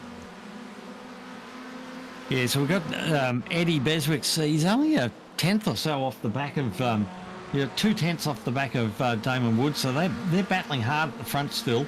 And then we've got about nearly 7 seconds back to Ewan Baker, and Ewan's just been able to put that just a car length little gap. And every time I'd say that, it's gone again. Yeah, it disappears very quickly. Yeah, he's just been able to get that little car. He's doing a bit of a Michael Carew from the previous race, being able to hold them off. And Cody Deek joining into the back of that battle pack. He is a lap down after being upside down in the opening laps as we watched the battle for the lead here. Woods and Beswick fighting it out. And we just saw momentarily Ash Lear on camera a little bit ago. I want a special mention to him. He's up to 13th on the racetrack from 39th. There's a touch. And they managed to get away with it there. Hyde's playing a very dangerous game, trying to go inside, outside, playing peekaboo in the mirrors here with Thomas Hinds, who holds the outside line. Now, Cody Deeth would want to be very careful here. He's a lap down from this battle, doesn't need to get involved. Won't yield any benefits from getting involved, except for maybe ruining someone else's race. And Mitch Martin's made a move here around the outside, and he's popped himself up into fifth place. So that Mitch has finally made a move on that pack. He's been very, very cautious about getting involved, which is probably pretty smart stuff from him. Now, here comes Thomas Hinds coming again, but so what have we got now? We've got... Are we on the white flag yet or not? We won't be far off it. We are. I want to wave the white flag. I'm going to give up. There we go. We have got the white flag. White flag is out, so we are on the final lap of racing here. We zoom in on the battle for the race lead. Damon Woods holding on as we go back immediately to the fight for the remaining podium spots. Ewan Baker holding down third very nicely from Caleb Hydes. Now, this is probably the last big opportunity to make a move as Beswick goes for the move around the outside of Woods down at turn number 4 onto China Beach. They're going to go side by side through 5, and they touched. Boys. They touched. This is a very dangerous game, and Woods is going to settle in behind here. And Damon's got the lead of the championship. He needs to consolidate it. Whether he wins or whether he's second here really doesn't make a lot of difference. So, oh, jeez. Damon Woods. So Beswick got loose. Woods just about fired into the rear end of him. This is great racing for the lead. This is the sprint race. Keep in mind, ladies and gentlemen, we have the feature coming up next as we make our run down towards the carousel. And Caleb Hydes has just grabbed third place off Ewan Baker, but they're side by side and they're off. Baker and Hydes have both taken each other out of third and fourth place. It's in the background. We've missed that. We'll get the replay. I'm sure Luke will find us the replay in a minute. And well done to Eddie Beswick. What a drive. What a fantastic drive. And, mate, you can go and watch these two guys do exactly this in the real thing in the real world, because that's what they do every weekend they're not here. And look at this. Mitch Martin plays a conservative game. He sat at the back of that group the entire time, let the leaders of the pack take each other out. He picks up third here in the sprint race. Thomas Hinds home in fourth. Matthew Hansford-Taylor, now he had a great run. From deep in the field, he was out of position 28. He comes home fifth. That's a 23-spot climb to make the top 5 in the sprint race. Caleb Bellac into 6. We get a He's up 14 places. That's now, a pretty impressive. Replay. Here we go. This is the replay. Out of turn 3. Topped out on speed. Hydes looks to the inside. Up the inside of Baker into turn 4. They get an overlap on each other. Baker goes round the outside, hangs it out, and they go side by side through 5. And down into 6, they get an overlap again. Oh, there's a lot further to go yet. And then into the bottom end of the roller coaster, still side by side, fighting it out for that last podium place. Just a little bit of overlap. They're actually completely overlapped at the apex of the corner, and side by side through Thunder Valley. This is a great battle between these two. You can actually see there's almost broken steering there. No, I think Caleb's got broken steering from a touch earlier on, and that's why he couldn't turn in there. And that's what you saw, the two of them spinning. Now, Hyde's got a great rejoin and a great recovery at the end to hang on to some modicum of a finishing position, but Ewan Baker paid the price. What a finishing lap battle between those two. Yeah, unfortunately, that was definitely car damage that caused that incident, not a driver error. But looked like, from that little bit of touching and rubbing, he'd just broken the steering arm, and when he turned in the car, he lost control of the car. I think we might have a little bit of time here. We're going to drag in a couple of your best drivers from the sprint race. The only one who's come in so far, Eddie Beswick. Congratulations, mate. What a race. Yeah, thank you. It was a pretty good one. The incident at the start there helped me and Damon a little bit. We ran away there, and the slipstream was pretty strong, so I just had to play it smart and finish first. Talk me through that final lap, because we all were on board with Damon going through the two right-handers at turns 8 and 9 right at the very end there. You had a big moment. What was going through your mind?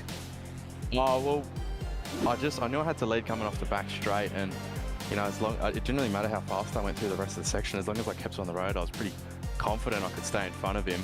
But yeah, fired it in a little too hard, and when you do that in these cars, the rear kicks out. But it looked spectacular, but it was fairly under control. I'll urge you to save the replay, because I think Damon was mere millimetres from firing it straight through the middle of your gearbox and ending both your campaigns there, because Damon had it well and truly crossed up as well. What's the game plan for the feature now? You got yourself on pole? Well, if I can play the same race but over a longer distance, that would be good. But I expect there to be safety cars like there was last week. But I guess staying around first or second coming into the last lap will be the goal, and then try and do the same thing, I guess. Just try and repeat that one. Thoughts on Cody D? I'll grab your thoughts on that one. Did you see the incident in front of you? I think we were both, me and Damon were side by side, and him and Gillian were side by side. I look in the mirror and he's trying to tickle his helmet or something, but no, I didn't really get to see it. It's unfortunate nonetheless. I'm sure he's going to put on a bit of a show for us coming from the rear of field. Nonetheless, congratulations getting the heat race win. It's going to put on some exciting racing for this feature. Oh, thank you. Cheers. We'll let Eddie jump back out and get ready into the warm-up. There's a look at your sprint race results. Eddie Beswick taking the win from Damon Woods in a great final lap battle by a margin of 1.2 tenths of a second. And Mitch Martin, it has to be said, played a very, very smart sprint race to grab third. Yeah, I said all the way, he was sitting there, you know, biding his time, not getting involved, being very cautious, and it got him a third place and got him on the podium. So that, you know, it's smart. It's really smart. And if it hadn't, he would have finished fifth, you know, instead of being down the back somewhere trying to make a recovery drive. So it is about being smart in these cars and you know, picking your moments to have a go. And he did a really good job of that.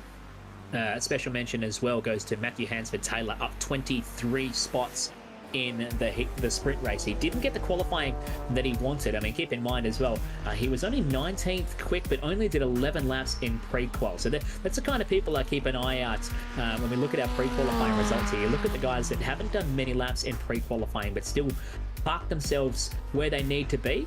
They're the ones to watch when you come into the race. But then he couldn't replicate that effort, ended up 28th on the grid, made his way to 5th at the end. The same goes for Ashley Lear. Now, Ashley, where was he in pre-qualifying? I'm having a quick through. Can't even see him on my thing. He was 17th in pre-qual, had a shocker of a session in the official qualifier, but then came out and went up 26 spots from, he was 39th on the grid tape. Wow. A valiant drive. Wow. Yeah, look, he didn't pass every one of those cars because a lot of them passed themselves while they were parking out in the fence, but it's still a pretty good effort. And the other one I want to make a mention of there is Caleb Balak. I mean, 6th place, that's a great effort from the young guy. And 14 positions gained in that race as well. So, yeah, some really, really good drives out there. There'll be a couple of drivers looking for a bit of redemption here. One will be Gilliam, looking for a big charge after he got caught up with Cody D in the opening stages. Cody will himself be looking for a big charge. He finished well into the 30-plus zone. He was a lap down and actually won that battle for the remaining podium spot on the final lap. He was on the back of that battle pack and trying not to get involved. So he's going to be coming from very deep in the field over a 30-minute race. It's going to be a big ask. Yeah, but, you know, bide your time. It's going to be a safety car. Keep the car on the road. Keep all the wheels pointed in the right direction. And you're always in with a chance. He may not be fighting for the win, but there's no reason he couldn't be in the top 6. Absolutely none at all, as we watch Gilliam getting every last bit of track time he can in this short warm-up, as he's been one of just a few who've actually taken the opportunity to get out on track. Track temp has fallen slightly. We're at about 43 degrees at the moment from mid-Ohio. In the peak of the late June summer here in Lexington, Ohio, it's 38 degrees track temperature. In fact, it's just quickly changed as we get ready and jump in to the feature race. This is your starting grid. Eddie Beswick starts on pole alongside Damon Woods on the front row of the grid. Mitch Martin off P3 and Thomas Hinz, who had a great drive there to put himself in 4th place. Matthew Hansford-Taylor made up 23 spots in the sprint race. He starts out at P5 alongside Caleb Balak, who made up a ton of spots as well. Joining him on the third row of the grid, they're going to be 2 to watch in this race. And Jason Brooks and Caleb Hyde's off row 4. Andre Youssef and Craig Barnes take out the top 10. Chris Barnes had a really good drive there to get into the top 10. And there's that Phil Vella bloke who was asking me how to drive this thing, got himself into 11th. What a great drive. He must have learned. He figured it out quickly. Ashley is 12th here as we quickly scroll through the remainers. There we go. Ewan Baker. Ewan Baker off 31. Cody Deeth off 32. And Mark Lowing, or Will Lowing actually driving the car, off 33. So they're 3 very fast guys at the back of the field. Yeah, that's going to be a very interesting story to watch unfold as we immediately drop the greens. Eddie Beswick drops the clutch of the Race Cars Formula Ford 1600s. The feature race for the RaceKraft Simulations Australian Formula Ford Championship eSeries powered by FRG is underway from Mid-Ohio Sports Car Course. As the field filters through the first corner, someone getting very loose. Kobe Williams. Getting into it, but check this out further up the pointy end of the field. Beswick holding the lead up into turn number 2. Damon Wood. And no, we've got a spinner, and it's Martin.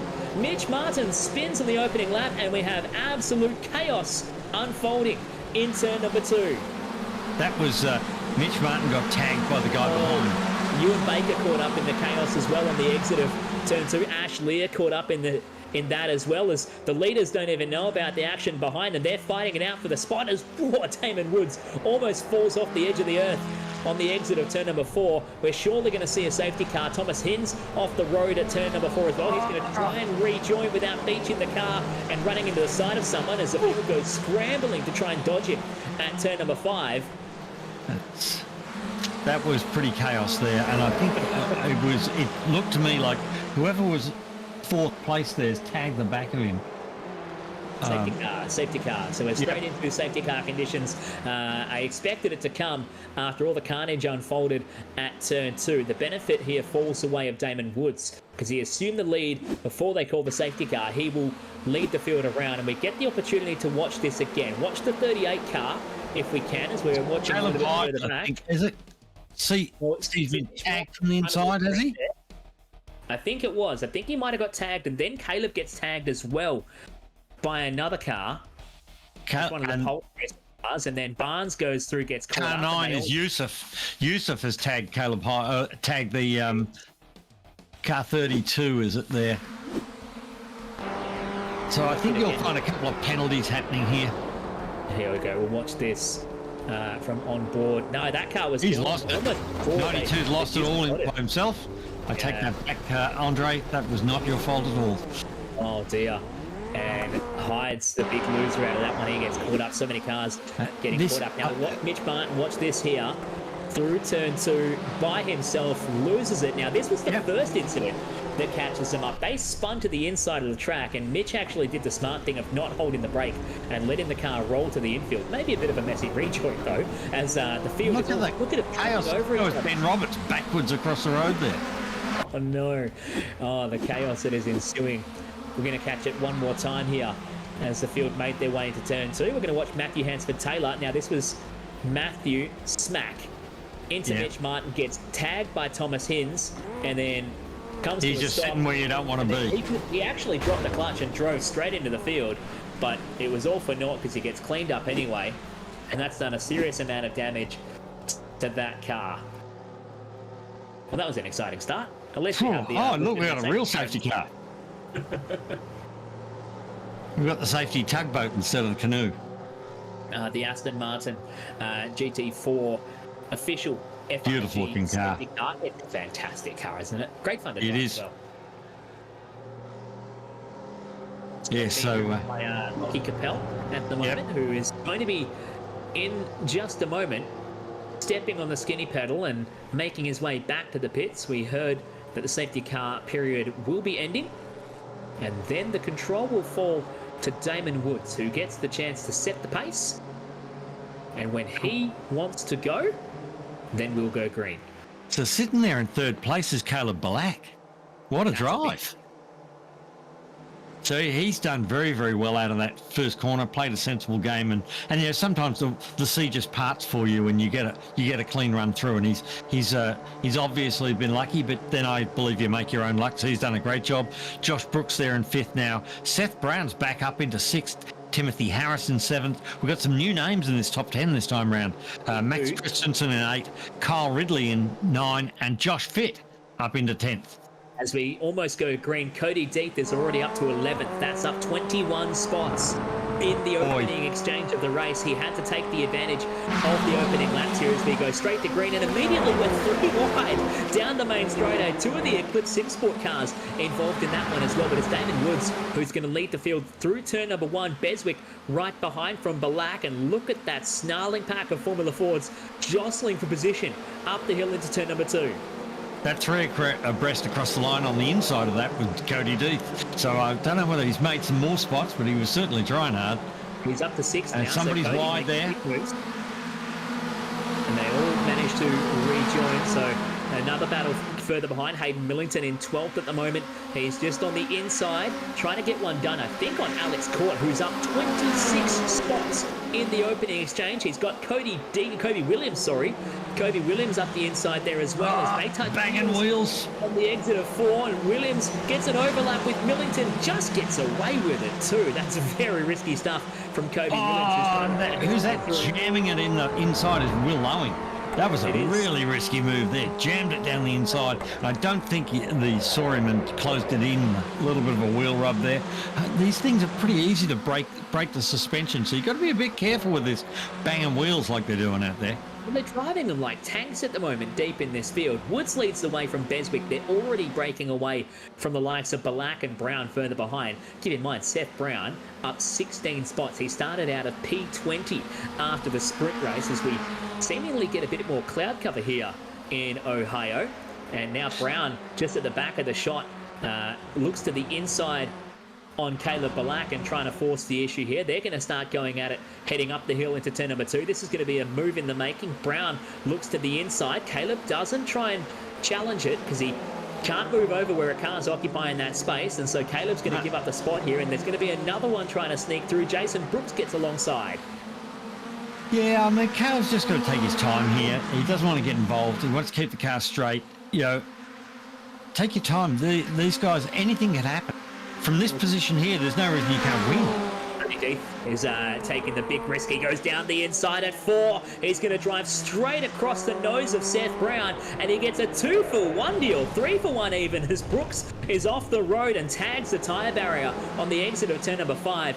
Cody Deeth is throwing caution to the wind here and making moves happen like crazy. He's now up to third place, 59 spots from his starting position in this That's just crazy. That is absolutely crazy. But boy, he must have taken some risks along the way. Car 10. Christensen off the road. He's facing the wrong direction and parked. He's going to fall all the way. We can't move until the road's clear.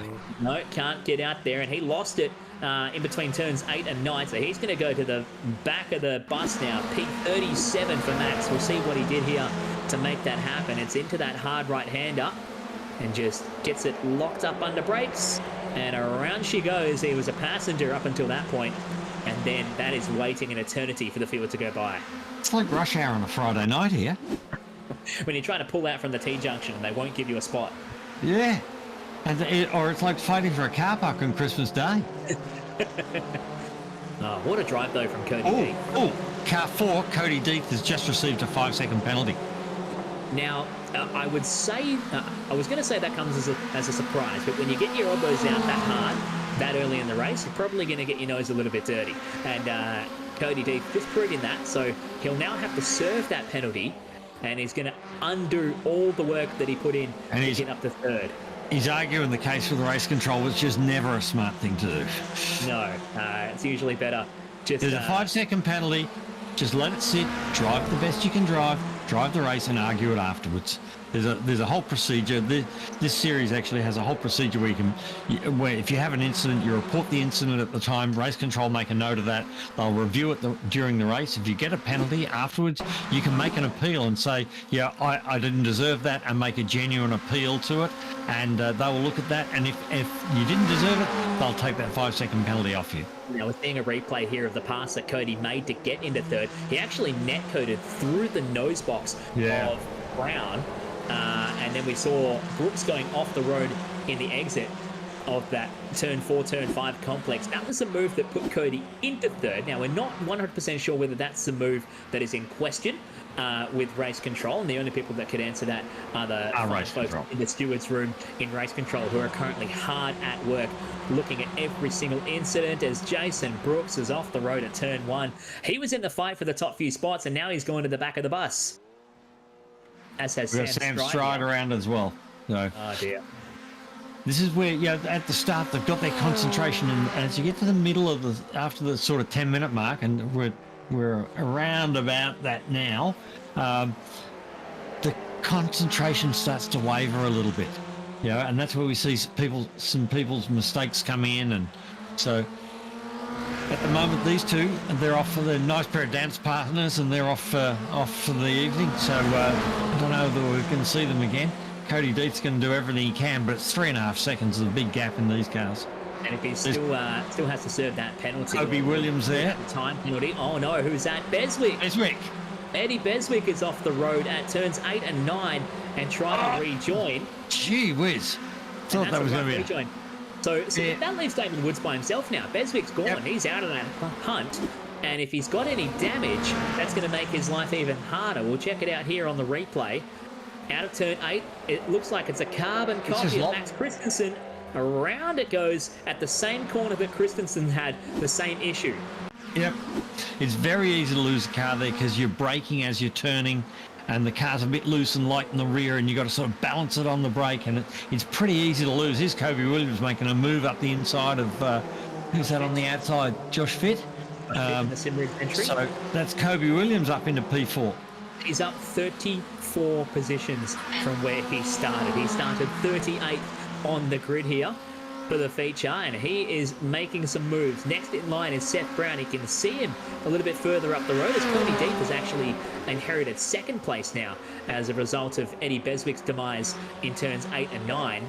This race is certainly not over, as Hayden Millington having a great fight with Will Lowing going side by side through turn 5. Millington has to yield the position, but has the inside line down the hill at turn 6 and just gets very close to touching as they go through 6, then the quick and unsighted turn 7 before they go down the hill through turn 8, brake for 9, and hope the rear doesn't try to overtake the front of the car. Somebody's sliding up the inside there. That's a cheeky move down there. Can't tell you who it is because it's a white car with no numbers. It is a white car with no numbers. It's Matthew McRae, it is, who was the white car we saw going for the wild ride in turn 1 in the sprint race earlier tonight. Got caught up on Sean Doyle, and McRae actually having a little bit of a blink through the carousel there as we go on board with Mitch Martin. Now, he was caught up early in the race. He was third in the sprint race. He fell down the order. He's down to 10th now on the racetrack. Sorry, down to 13th, I should say. He's looking at the rear gearbox of Matthew McRae. If Matthew's blinking at all, and we saw him blink out down at the carousel, that can make him very nervous. It's very disconcerting. See, somebody's run. What? Whoa, that was really weird. Did you see that? Yeah, he just spat the car out hard left halfway through. It looked like he hit something, but there was nothing there to hit. Yeah, it did, and he is fallen down the order now as we just cut back to the shot of Cody Deeth. We'll catch a replay real quick here. Watch the 21 car of Cody Deeth. Now he's right with the 53 of Will Lowing. Looks to the inside. He gets tagged. He gets tagged under brakes, and I think that actually might have broke the suspension. And yeah, it could be. Around. Yeah, it was very strange the way it spun inside out. Anyway, again here from the onboard, looking back, he gets tagged in the right rear. Now it doesn't show any visible damage, but then snaps the car hard left in the middle of the corner, and Millington OUT out of that one. It's a hard one to explain there for Millington. He's going to pay the price as Matthew McRae and Mitch Martin now rapidly falling down the timesheet. So I was saying there, now they get caught up, and they were running together for 12th and 13th on the racetrack. I was saying to Mitch, we want to be careful. That's crabbing badly. Oh. So let's see what happened here. Watching with Matthew McRae. And Matthew McRae's car was crabbing badly afterwards, so he's just lost it. Oh. And it's a pylon between two Formula Fords. Lucky they didn't get cleaned up by anybody else as cars are scrambling to try and miss them. That is unsighted, very fast left-hander at the closing corners of the lap. You can't. Who's that car 10 having a spin there in avoidance? So It was the 117 trying to dodge him, Kyle Cotter, who got caught up in the opening lap as well. So Mitch Martin, from the success story of third in the sprint race, now parked up in the pits and getting a fast repair in the feature.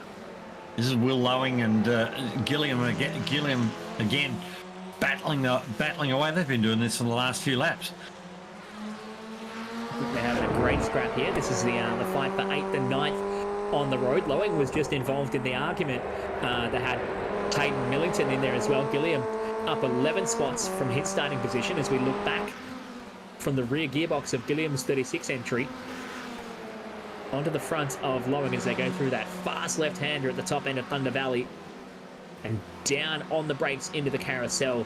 They've got a fair old margin, 2.8 seconds to the cars in front, so they're in a fight of their own here.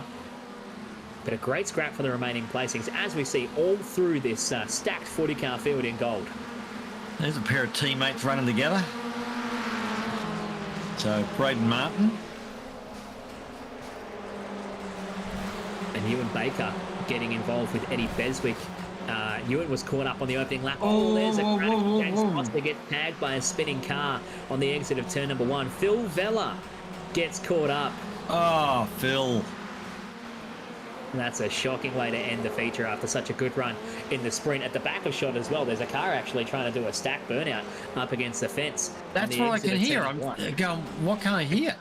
And we are under safety car. So a second safety car in the feature race here for the RaceKraft Simulations Australian Formula Ford Championship eSeries Round 2 from Mid-Ohio.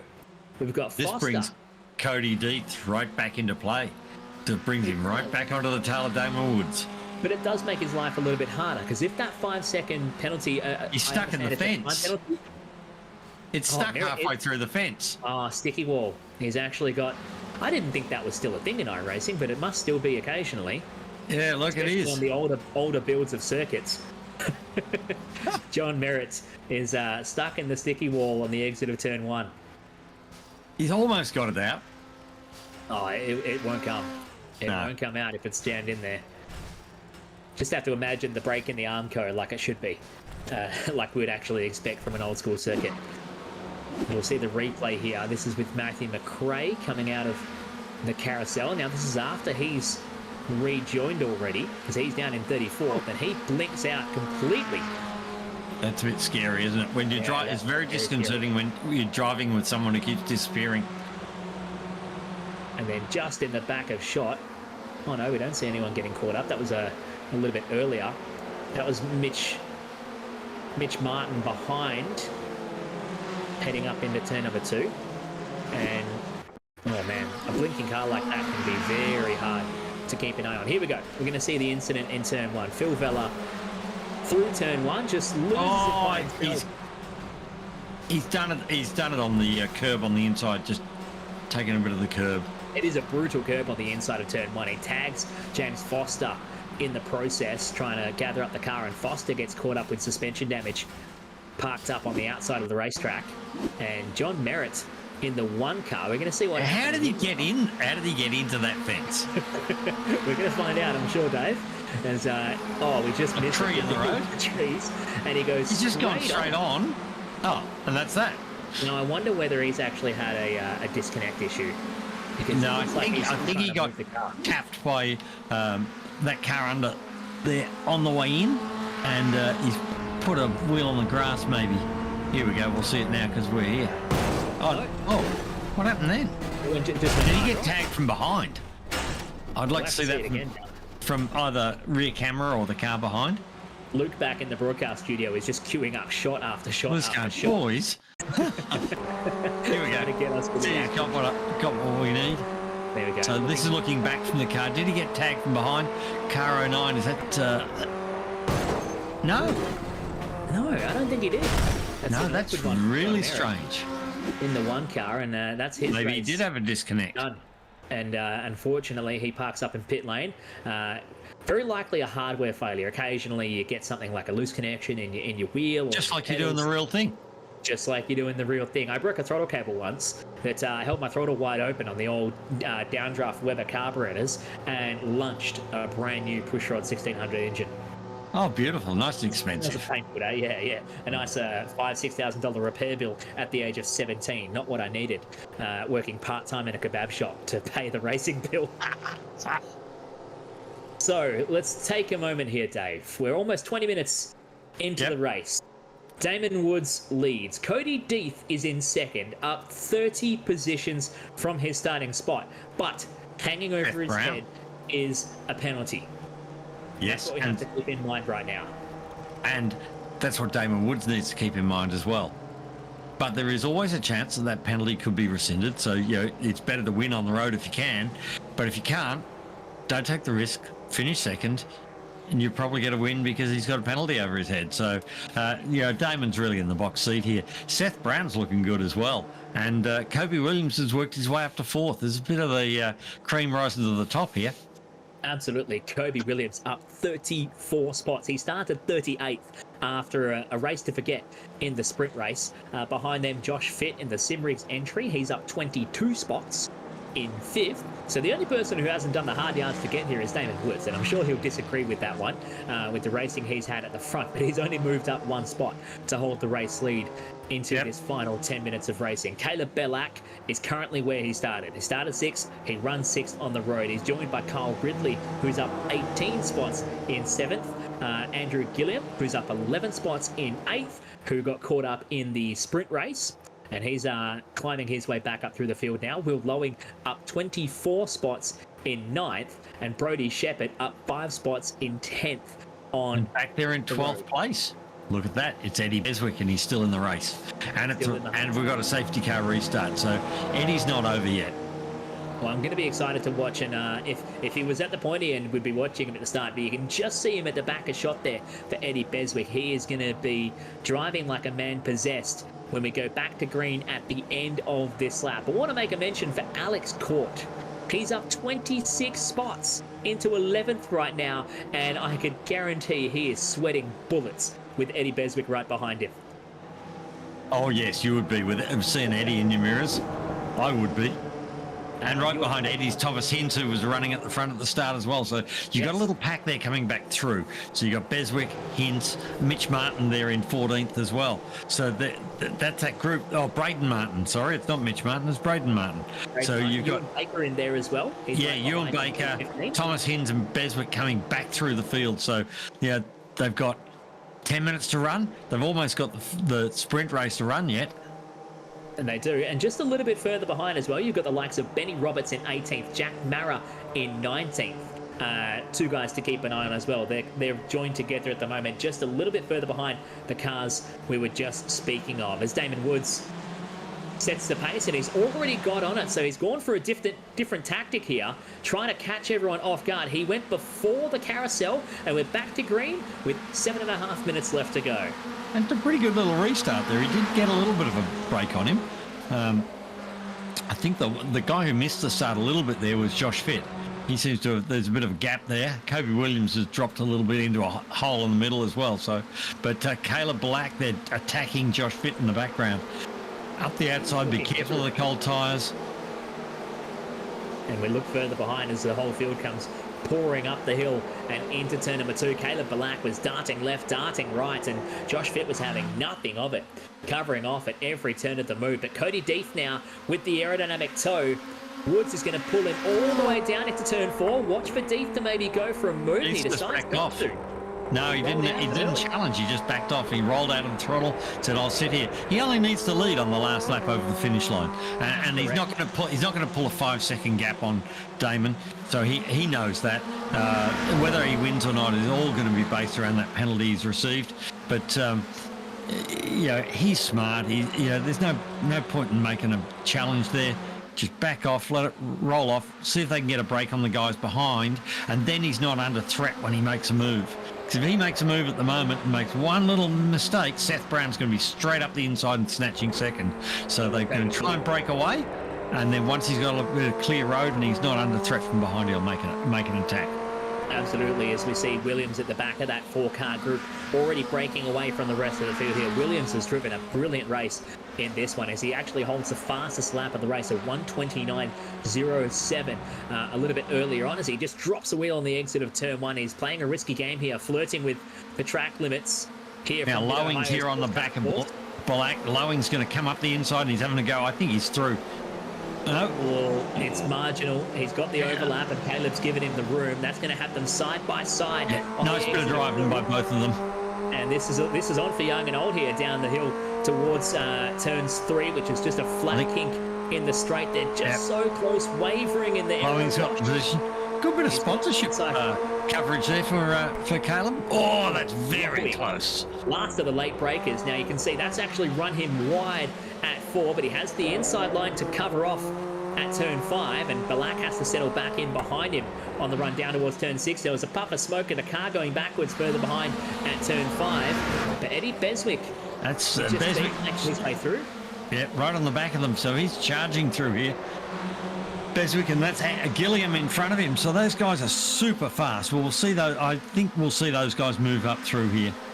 When they do here, Alex Court losing a couple of spots. Thomas Hinz puts him down 1 at the fast left hand at the top of Thunder Valley. So Hinz is moving forward as well after starting position 4 in this feature race.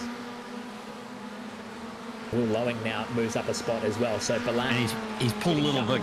Yeah, he's pulled a bit of a break there on Balak. So Balak's going to come under threat now from Ridley, and the 2 guys behind him, Gilliam and Beswick, are the ones to watch. That's the black and white car and the red black and white car. There's Beswick looking up the inside again. Really, really hard on the guys in front. They're going to look for a run. They'll try and get a run down here. The trouble is they're in the I call it the draft toe, but it's like the DRS toe, is that everyone's got the draft and it's really hard. You pop it, you don't get the draft. The guy behind you's got the draft, and next thing you're under threat.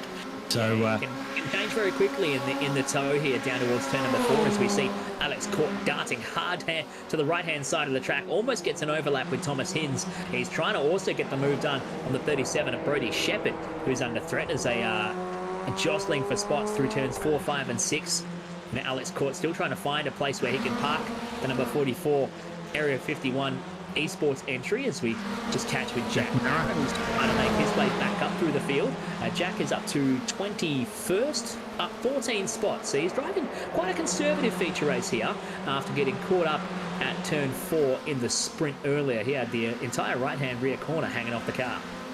The Gilliam and Beswick seem to be a bit caught here. They're just not being able to get through these cars in front. It looks like they've got Ridley.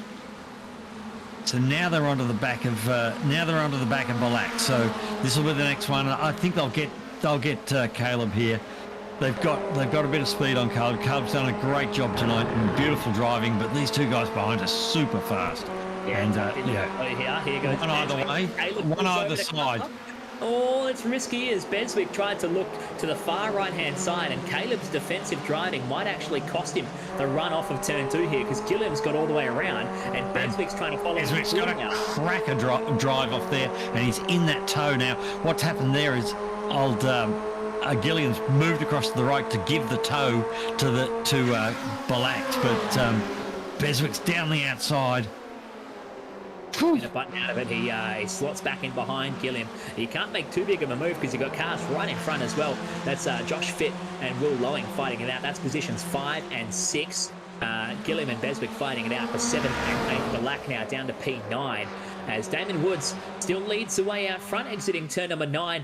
That's Crest right on the middle of the corner as you start to exit and drop the left-hand side into the rumble strip. Can be a bit sketchy sometimes with these cars, but he holds on to this over Cody Deeth in second, and they've got a small margin. It's not much, but it's enough over Seth Brown back there in third, and Kobe Williams still trying to pour on the pressure as we only have a minute and a half left to go. White flag isn't out yet. We'll see that next time by as Deeth just resets the fastest lap of the race, a 1:28.872. Cody Deeth is getting the advantage of the toe here as Seth Brown just about fires into the side of Kobe Williams on the exit of turn 1. That sees Kobe up to third now. So I did see in the background there Alex Court throw the car into the scenery, unfortunately, but at the moment we're looking at real-world drivers, the real-world Formula 4 drivers. Damon Woods out in the lead. I think Cody Dietz actually had his butt in a Formula Ford. I think I may have heard somewhere along the line. Kobe Williams, another real-world driver. And then you've got Will Lowing and Beswick in 7th and 8th. So again, this battle of the sim racer versus a real-world racer is on for young and old. There's not much to cut between them. Beswick was trying out for a rallycross drive just then. He was through the grass between turns 3 and 4. Got tagged, I think, by, was it Gilliam? Trying to jostle for a spot in the toe and rejoined beautifully without tagging another car. He's gone down behind Will Lowing now, who's dropped Beswick down to P8. This is a great scrap for the minor placings, and you can see a couple of hot cars, Bellac and Hinz, tucking in behind to make it the top 10.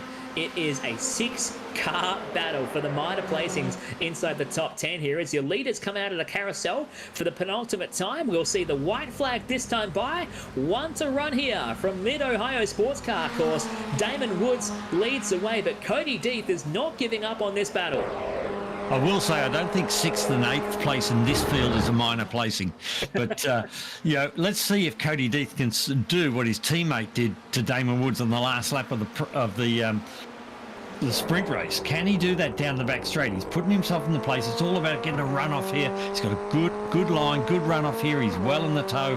Now, can he do it? Can he do that outside move? Because Damon is not going to let him down the inside. Certainly not. You can see Damon covering off the inside at 3. He holds the line and he floats back out to mid-track. He's inviting Cody to just show the nose on the outside and does enough to cover off that piece of real estate. Hard on the brakes down at turn 4.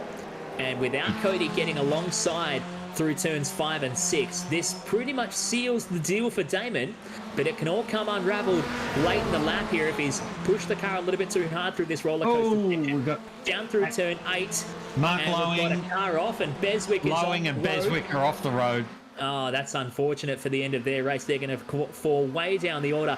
Beswick falling now into the 30-somethings in this race. But we watch the battle for the leaders. Woods still under pressure. Dietz might go for a move here at the carousel. He's almost over the grass, and Dietz is sideways trying to find the car up the inside. But Damon Woods is hanging on through the final corner, and Damon Woods hangs on in a thriller to take out the feature race here for the second round of the RaceKraft Simulations Australian Formula Ford eSeries. From Cody Dietz across the line in second, Kobe Williams in third, and Seth Brown fourth. What a great drive. That was a thriller in those final corners. Yeah, so the top 2 positions in this are the same as the last round in the feature race. Woods from Dietz, but Kobe Williams this time taking the 3rd spot on the podium, and a well-deserved spot at that too. Well, so just seeing the replay here is it looked like Beswick caught the rear end of someone and then just out of control driving across the racetrack and drove straight in front of Will Lowing, who tagged him. That wasn't a rejoin. That was an accident. That wasn't over. Yeah, He's lost it. He can't stop the car. The car's out of control. He's on the brakes and he just fired back out on the road. That's just darned unfortunate. You can't. And Thomas Hinz was caught up in that one as well, I believe. So Hinz ending up, where did he finish? 9th after that one. So Cody Dietz has been given a 5-second penalty. We won't be chatting to him on the podium, but we will be talking to Seth Brown, who moves up to take that 3rd position. Well, there we go. So that confirms it then. So it's Woods, your winner. Then from Kobe Williams, 2nd.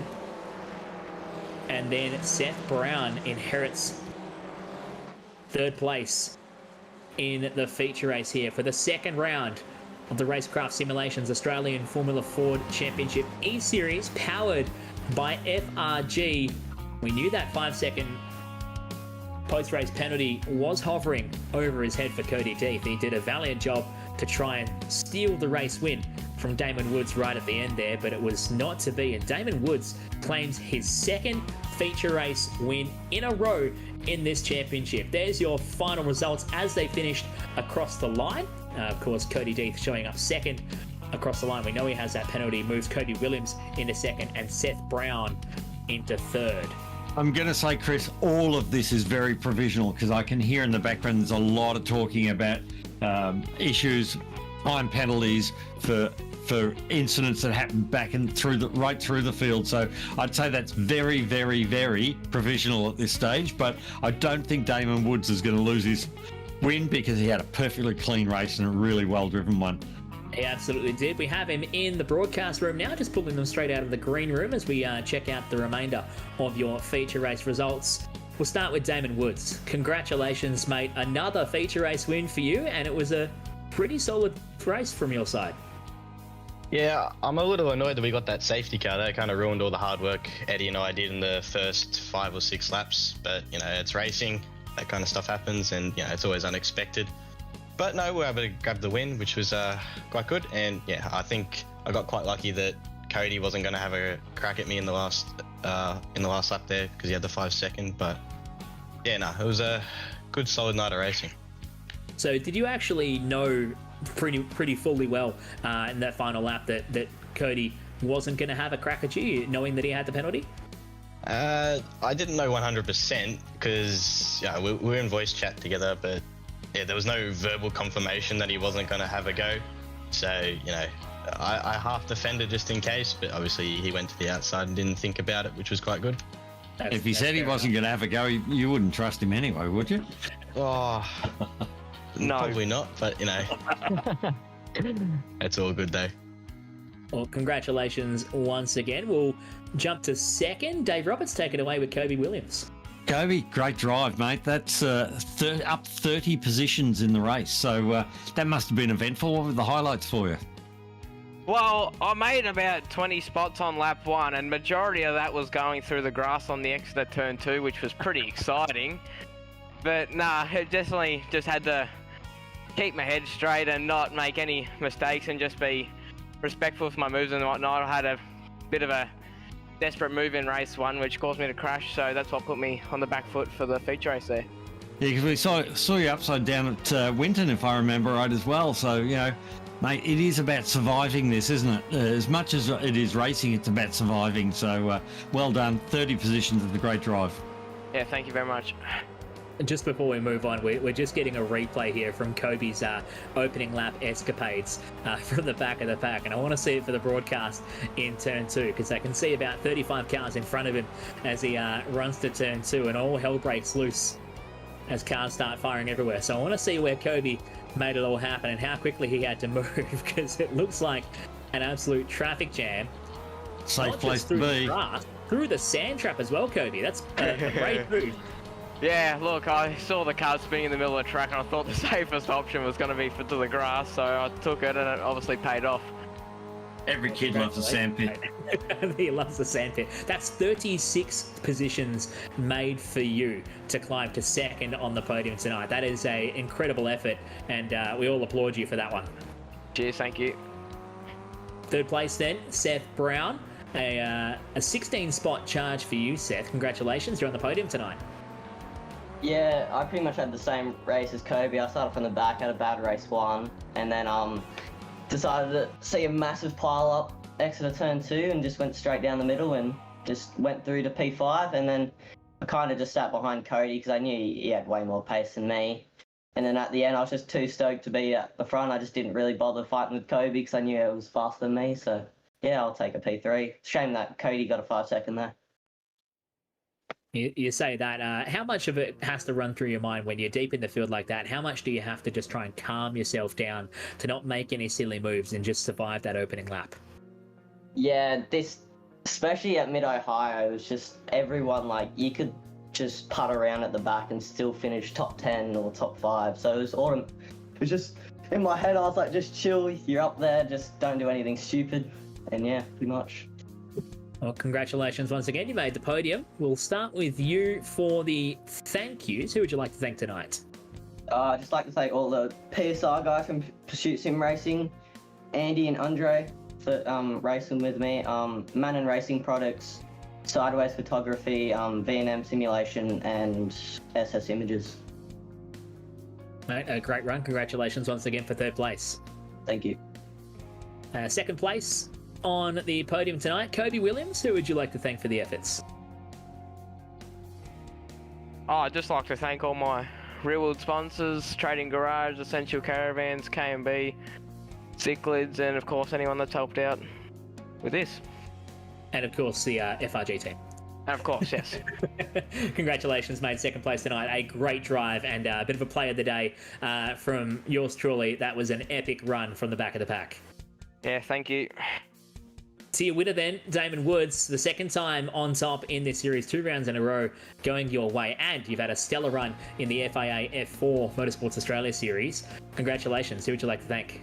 Once again, I'd like to thank my real world sponsors, Apex Steel, Aviation Component Services, John Bow Racing, Synergy Race Engines, and finally Dave's Decals. Mate, what do we expect from you? Can you actually be pulled in by any of these other guys, or are you just in a league of your own at this point? Don't throw the curse on me like that, mate. We know how He's a racing robot. works. If any more, and there'll be some jinxes going around. So, yeah, we don't want that. When are you next in the real world Formula Ford? I believe it is August 11th to 13th at Sandown for the National Series. Looking forward to Yeah, that. and the weekend before, we're there at Sandown in so this we're one. gonna plenty of good prep with Kobe for that one. Oh, you'll have some prep for this for the round we have the week before that in this series. Yes, which is lovely.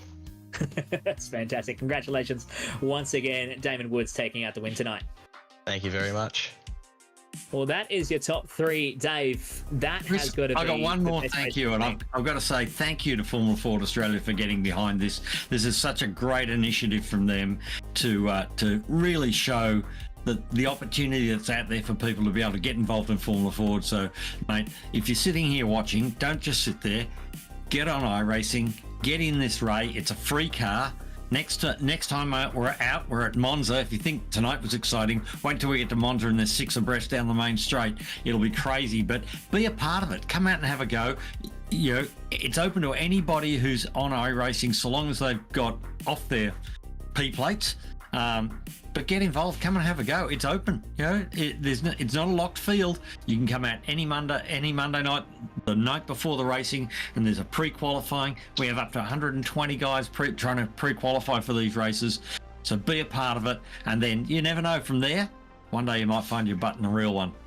And if you'd like to get involved, if you're watching this or if you know someone who wants to be part of the fun, you can head on over. Several places you can find us. Go on Facebook and search for FRG, Formula Racing Group. You can find all the information on there, including the link to our Discord server, where you can find the series regulations, pre-qualifying times, the schedule of events for all the racing. You can get involved. As Dave has mentioned, you can jump in the pre-qualifying. If you've just got an iRacing account, the car is free. Get the tracks you need and come and have a bunch of fun. Some other links if you're interested and you want to follow up for RaceKraft simulations, go to racecraft.net.au. And if you want to chase up some more information on the Australian Formula Ford side of things, go to formulaford.org.au.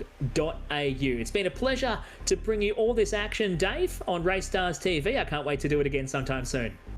Cheers, Chris. I can't either. Next week, we're at S5000s, and I can't remember where we are. Oh, there we go. Stay tuned. Tuesday nights on Racestars TV for all the action. We've got a stat calendar coming at you, and it's pretty much every Tuesday night for the foreseeable future with some great racing thanks to Formula Racing Group.